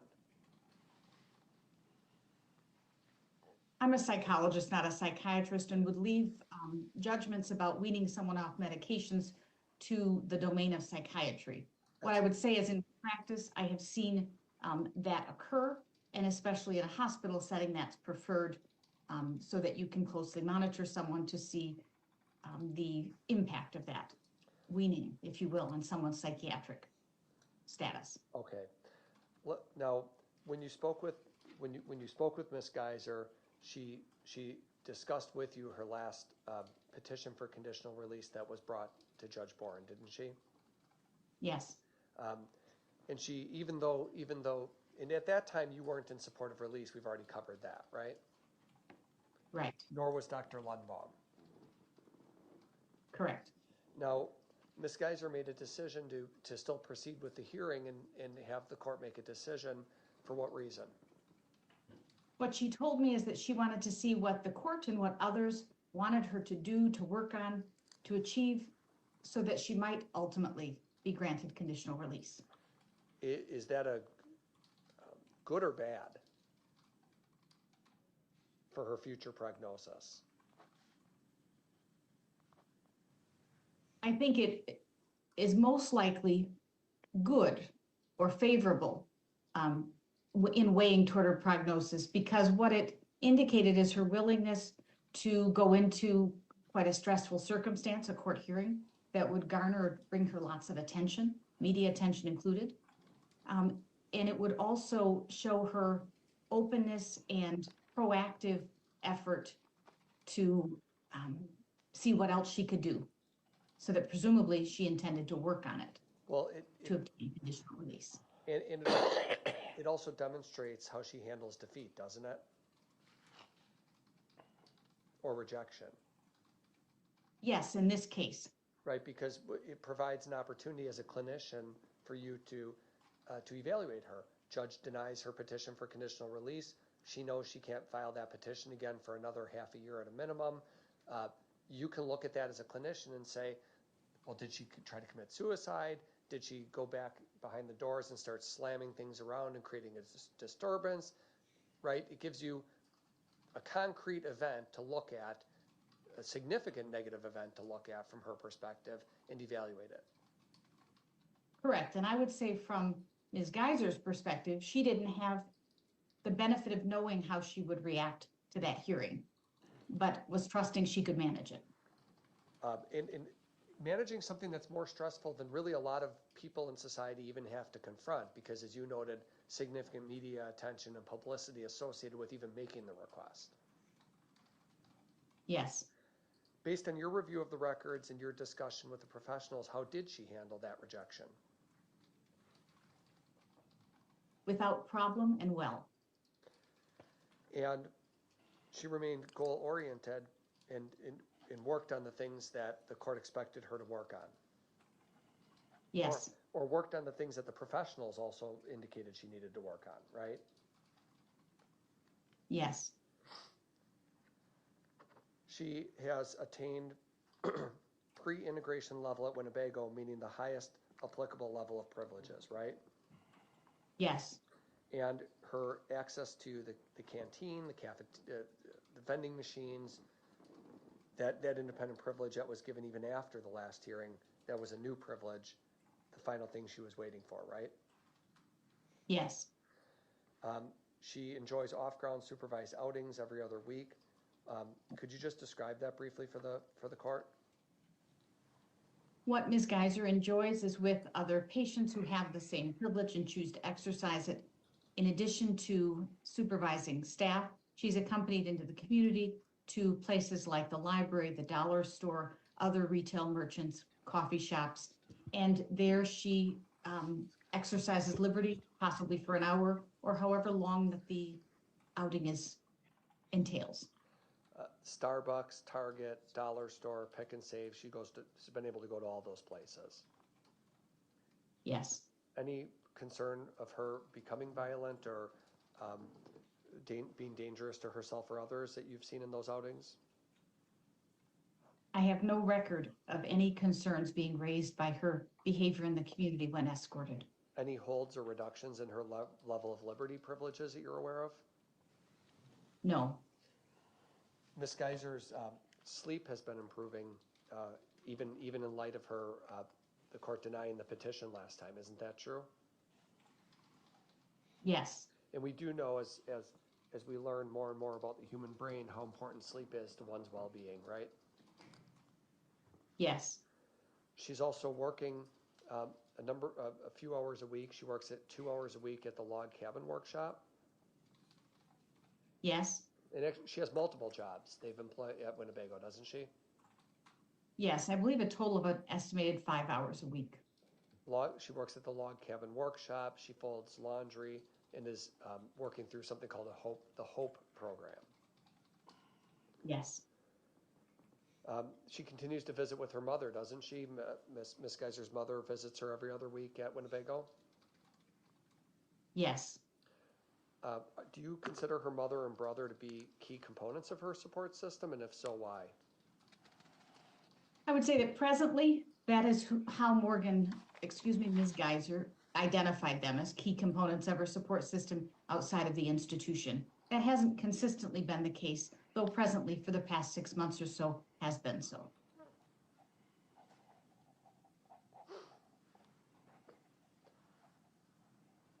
There was an evaluation that took place last year, 2024, in May, where autism spectrum disorder was identified. Is there anything about autism that gives you a concern in this case about her being violent or dangerous to herself?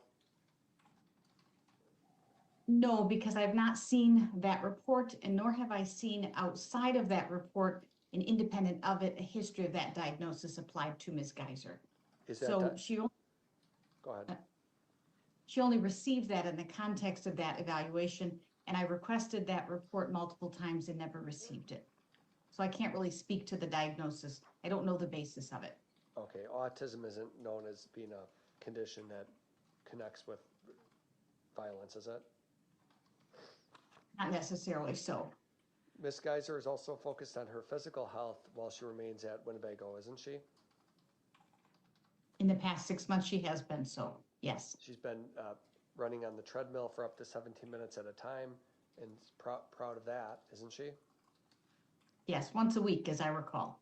She's able to practice yoga and walk around the grounds with another patient, sort of at her own liberty, right? Yes.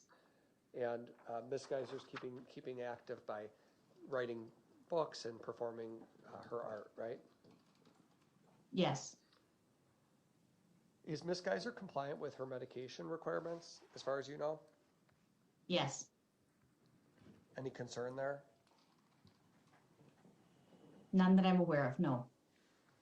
Looking to the future, if her petition is granted, does Ms. Geyser express, in your professional opinion, does she express rational views about what her life might look like? Yes. What are those views, and why are they rational? Well, what she recognized and told me so and identified are rules that she would likely or may be subject to on conditional release, that she was likely to reside in a group home, though hopes at some point she would obtain an independent residence. She didn't have any unrealistic goals about that area of her life, about her employment. For example, she told me she'd essentially take whatever she could get in terms of employment. She wants to begin, I guess, her life outside of the institution and recognize that she would be subject to a whole host of expectations and rules and what could happen if she violated those. So she recognizes the significant quantity of rules and restrictions that'll be imposed by the court? Yes. Meaning, you mentioned in your report, ankle monitoring, a GPS bracelet, internet use monitoring, treatment appointments with doctors, medication management, variety of things like that. Yes. Ms. Geyser hopes to engage in volunteerism at some point in her life, maybe an animal shelter, and to maintain a purposeful life. Is that what she expressed? Yes. I noticed that you in your report, you indicated she hasn't had a recurrence of panic attacks since her last conditional release hearing. Is that why did you note that? Is that important? What she told me is that she's not had a recurrence of panic attacks. There was nothing in the record to suggest to the contrary. It's important because it talks about or speaks to her ability to cope with stressors in her current environment, and vulnerability to destabilize in terms of a panic attack under stressful circumstances. And maybe this ties into what we discussed earlier, Dr. Collins, but you noted that there's been no recurrence since the last conditional release hearing. Isn't that significant because had she responded to that stressful event with panic attacks and destabilization, that certainly would give you concern about her release to a group home, right? Yes, it wouldn't be a bar to her release to a group home. It just might speak to her vulnerabilities and readiness. Right. So there's not only does she appear ready, but there's also a level of maturity and insight that she's exhibiting about how to handle stressful and negative situations. Yes. Why is her wellness recovery action plan something that you described in your report? I described it because she provided it to me. It was highly detailed, and it gave me something that she had prepared independent of merely talking to a conditional release examiner, of how she had thought through her plan. Was this something you told her to put together? No.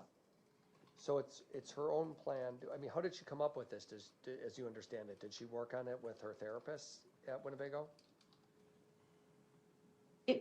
I'm not exactly sure. Sometimes it's with the social worker that an individual comes up with it. Sometimes, and it may be the case in Ms. Geyser's, I simply don't know, a person is advanced enough that they can work on that with a reasonable degree of independence and generate it themselves. This was not the first version of a wellness recovery action plan that Ms. Geyser had developed. I'm going to read a sentence to you and just ask you for your reaction to this. I want to make a positive impact on the world around me. I acknowledge and understand the gravity of my past actions. Nothing will undo what I did to get here. I can only try in the present and future to do better things. You quote that, I guess it's not a sentence, it's more of a paragraph, but you quote that in your report. Who wrote that? Ms. Geyser. How did that come? How did you come to get that statement? Did you ask her how she felt about the crime that she committed when she was 12? That particular statement was written in the context of the Wellness Recovery Action Plan by her. Do you feel that statement? Do you feel that statement's significant in a way? Is that why you quote it verbatim in your report? Yes. What's significant about it? What it told me is that at the very least, what she wanted someone else who read that to see and what she wanted to say about her goals if she's granted, moving forward, and if she's granted conditional release. What about the sentence that she acknowledges and understands the gravity of her past actions? Is that important? Yes, coupled with all that we know about Ms. Geyser and what she talked to me about the index offense.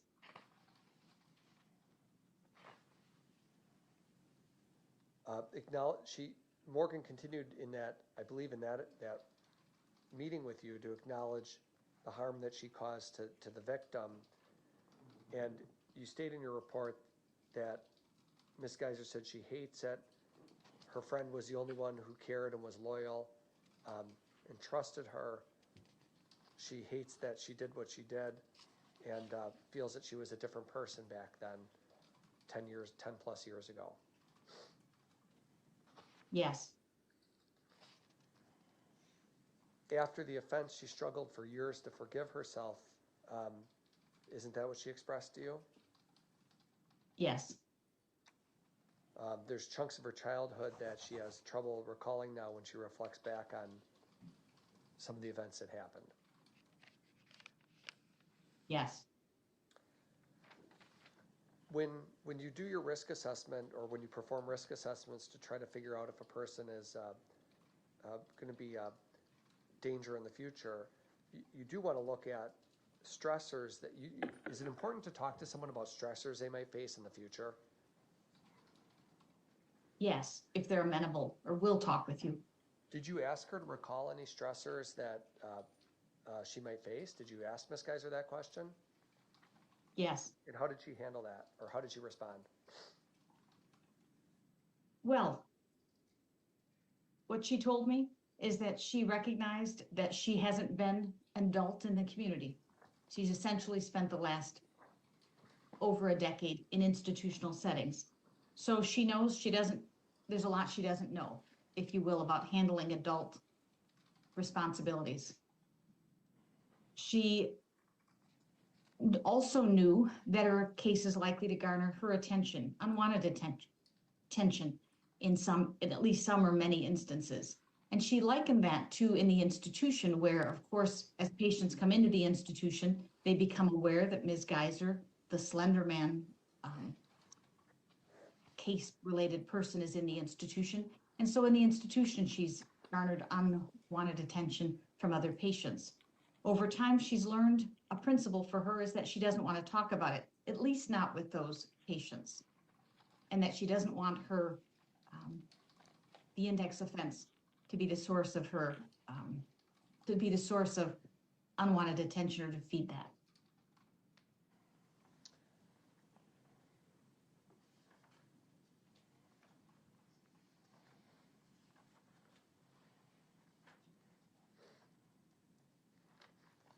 You performed the HCR 20 examination on Ms. Geyser?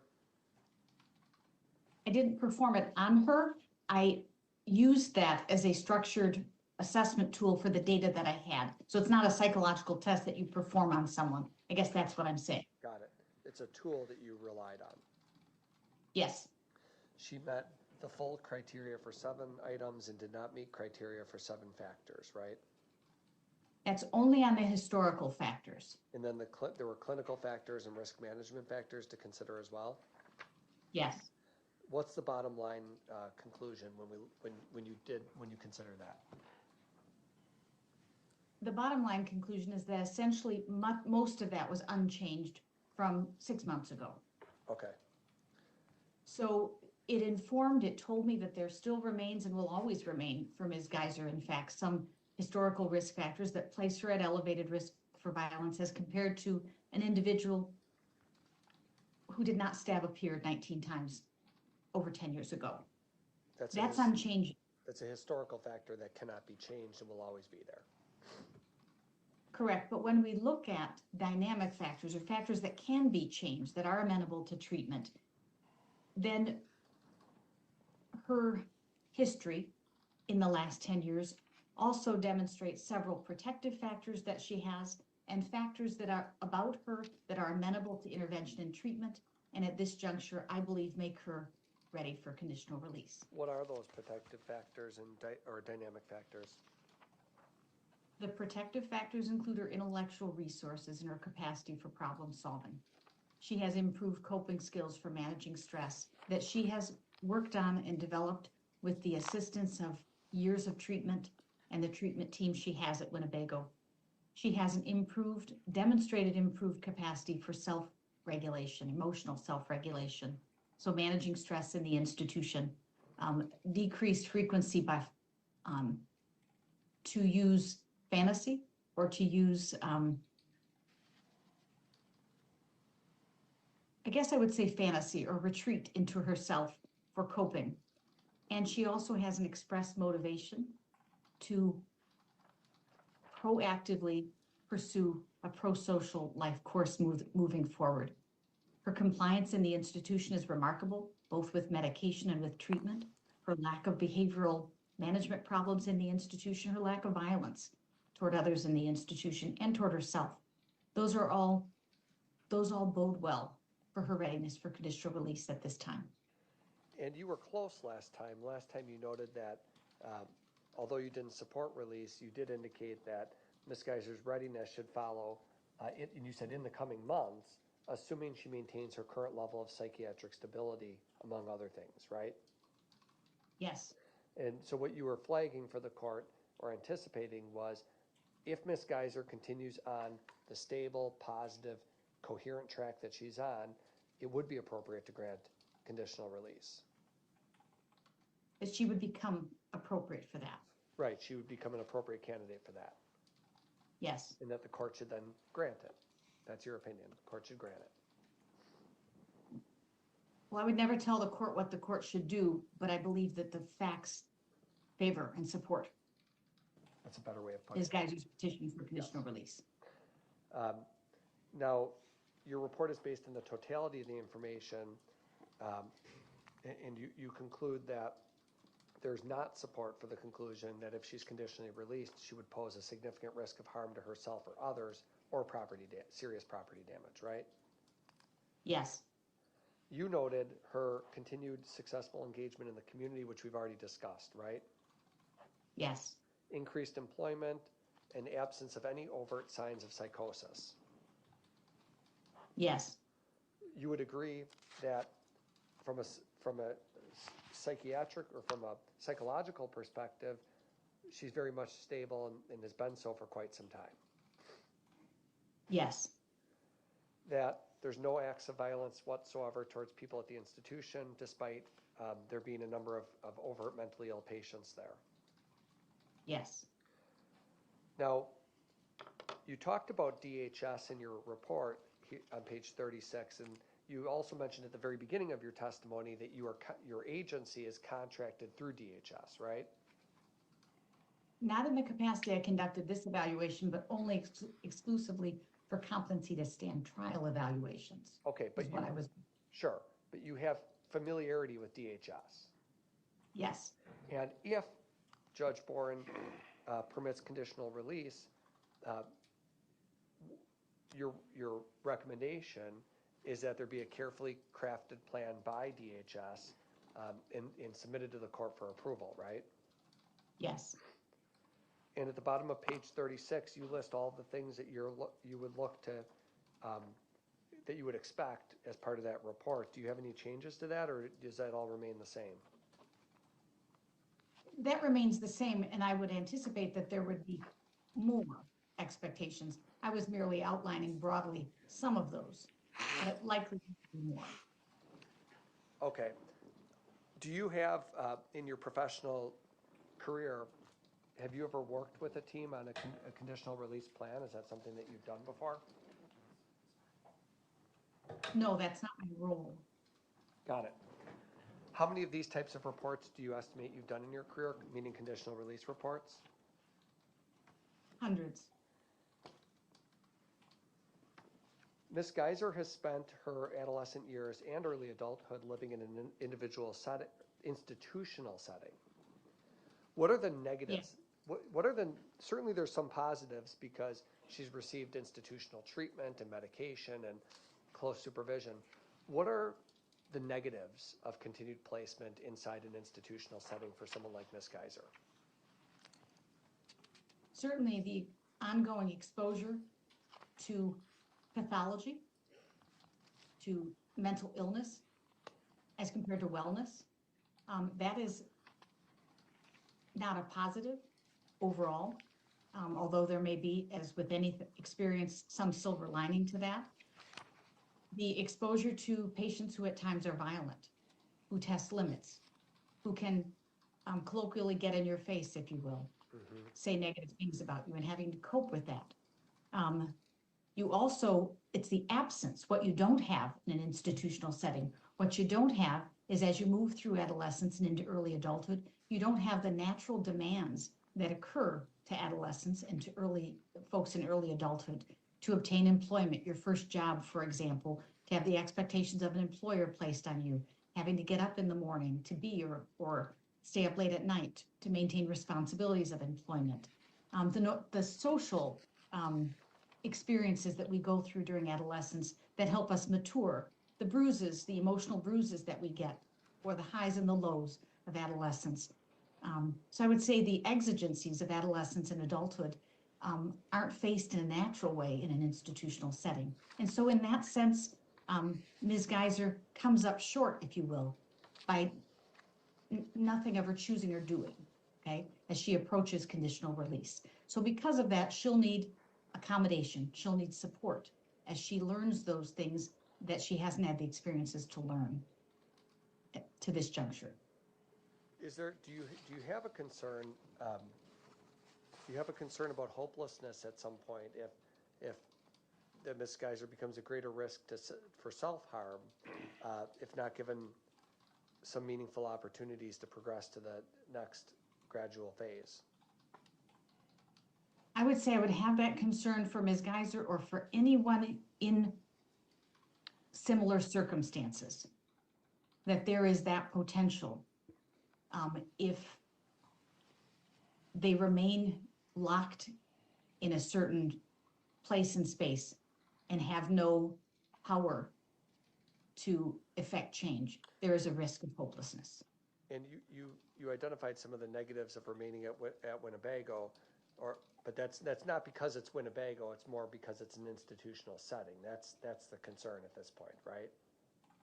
Correct. I mean, nothing negative or pejorative about Winnebago in particular. But these things like the emotional bruising and the natural demands of an employer and being exposed to pathology and mental illness inside a facility, these are all real concerns that that weighed in your judgment when you were preparing this report, right?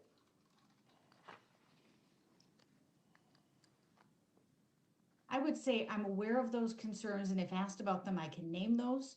But my focus for the evaluation was really on that legal standard. Does Ms. Geyser pose a significant risk of bodily harm to self, others, or serious property damage if conditionally released? That was really my focus. And with that focus, it's my opinion, the facts favor her petition. Thank you. That's all. All right, thank you. And cross-examination. No, thank you for being here, Dr. Collins. No questions. Thank you. All right, thank you, doctor. Is the doctor under subpoena? No. All right, well, thanks for testifying today, doctor. You have a good day. Thank you, Your Honor. All right. Good day. Then we'll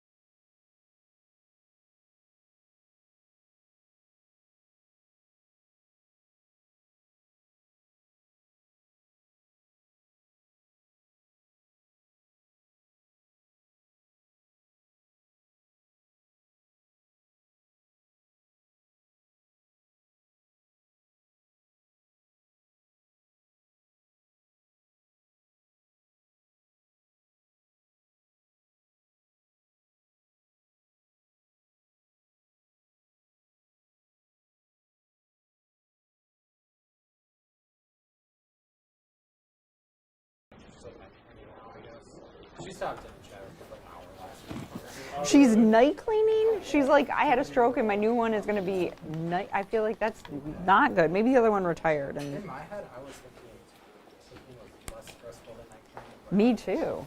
But maybe she has to deal with people and she doesn't like dealing with people. But yeah, the other one, I think, Okay. Do you know? had a major health issue.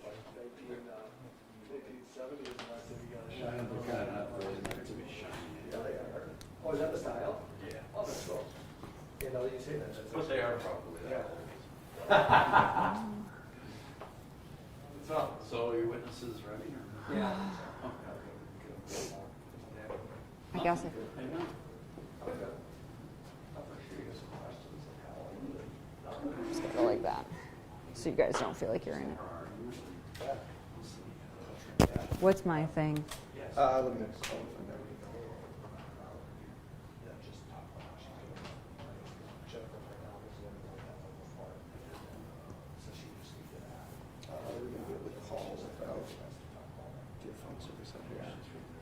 That's why you've got to go on. This one's connected to the Wi-Fi. Okay. If you're on the Wi-Fi, you'll get through. You won't if you're not. Or at least I won't.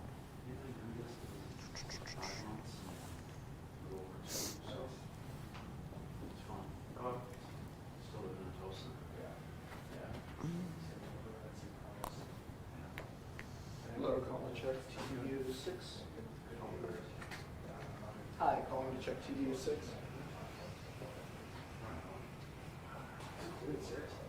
Can you do my check? Mike, 1, 2, 3, 4, 5. One more time. 1, 2, 3, 4, 5. 1.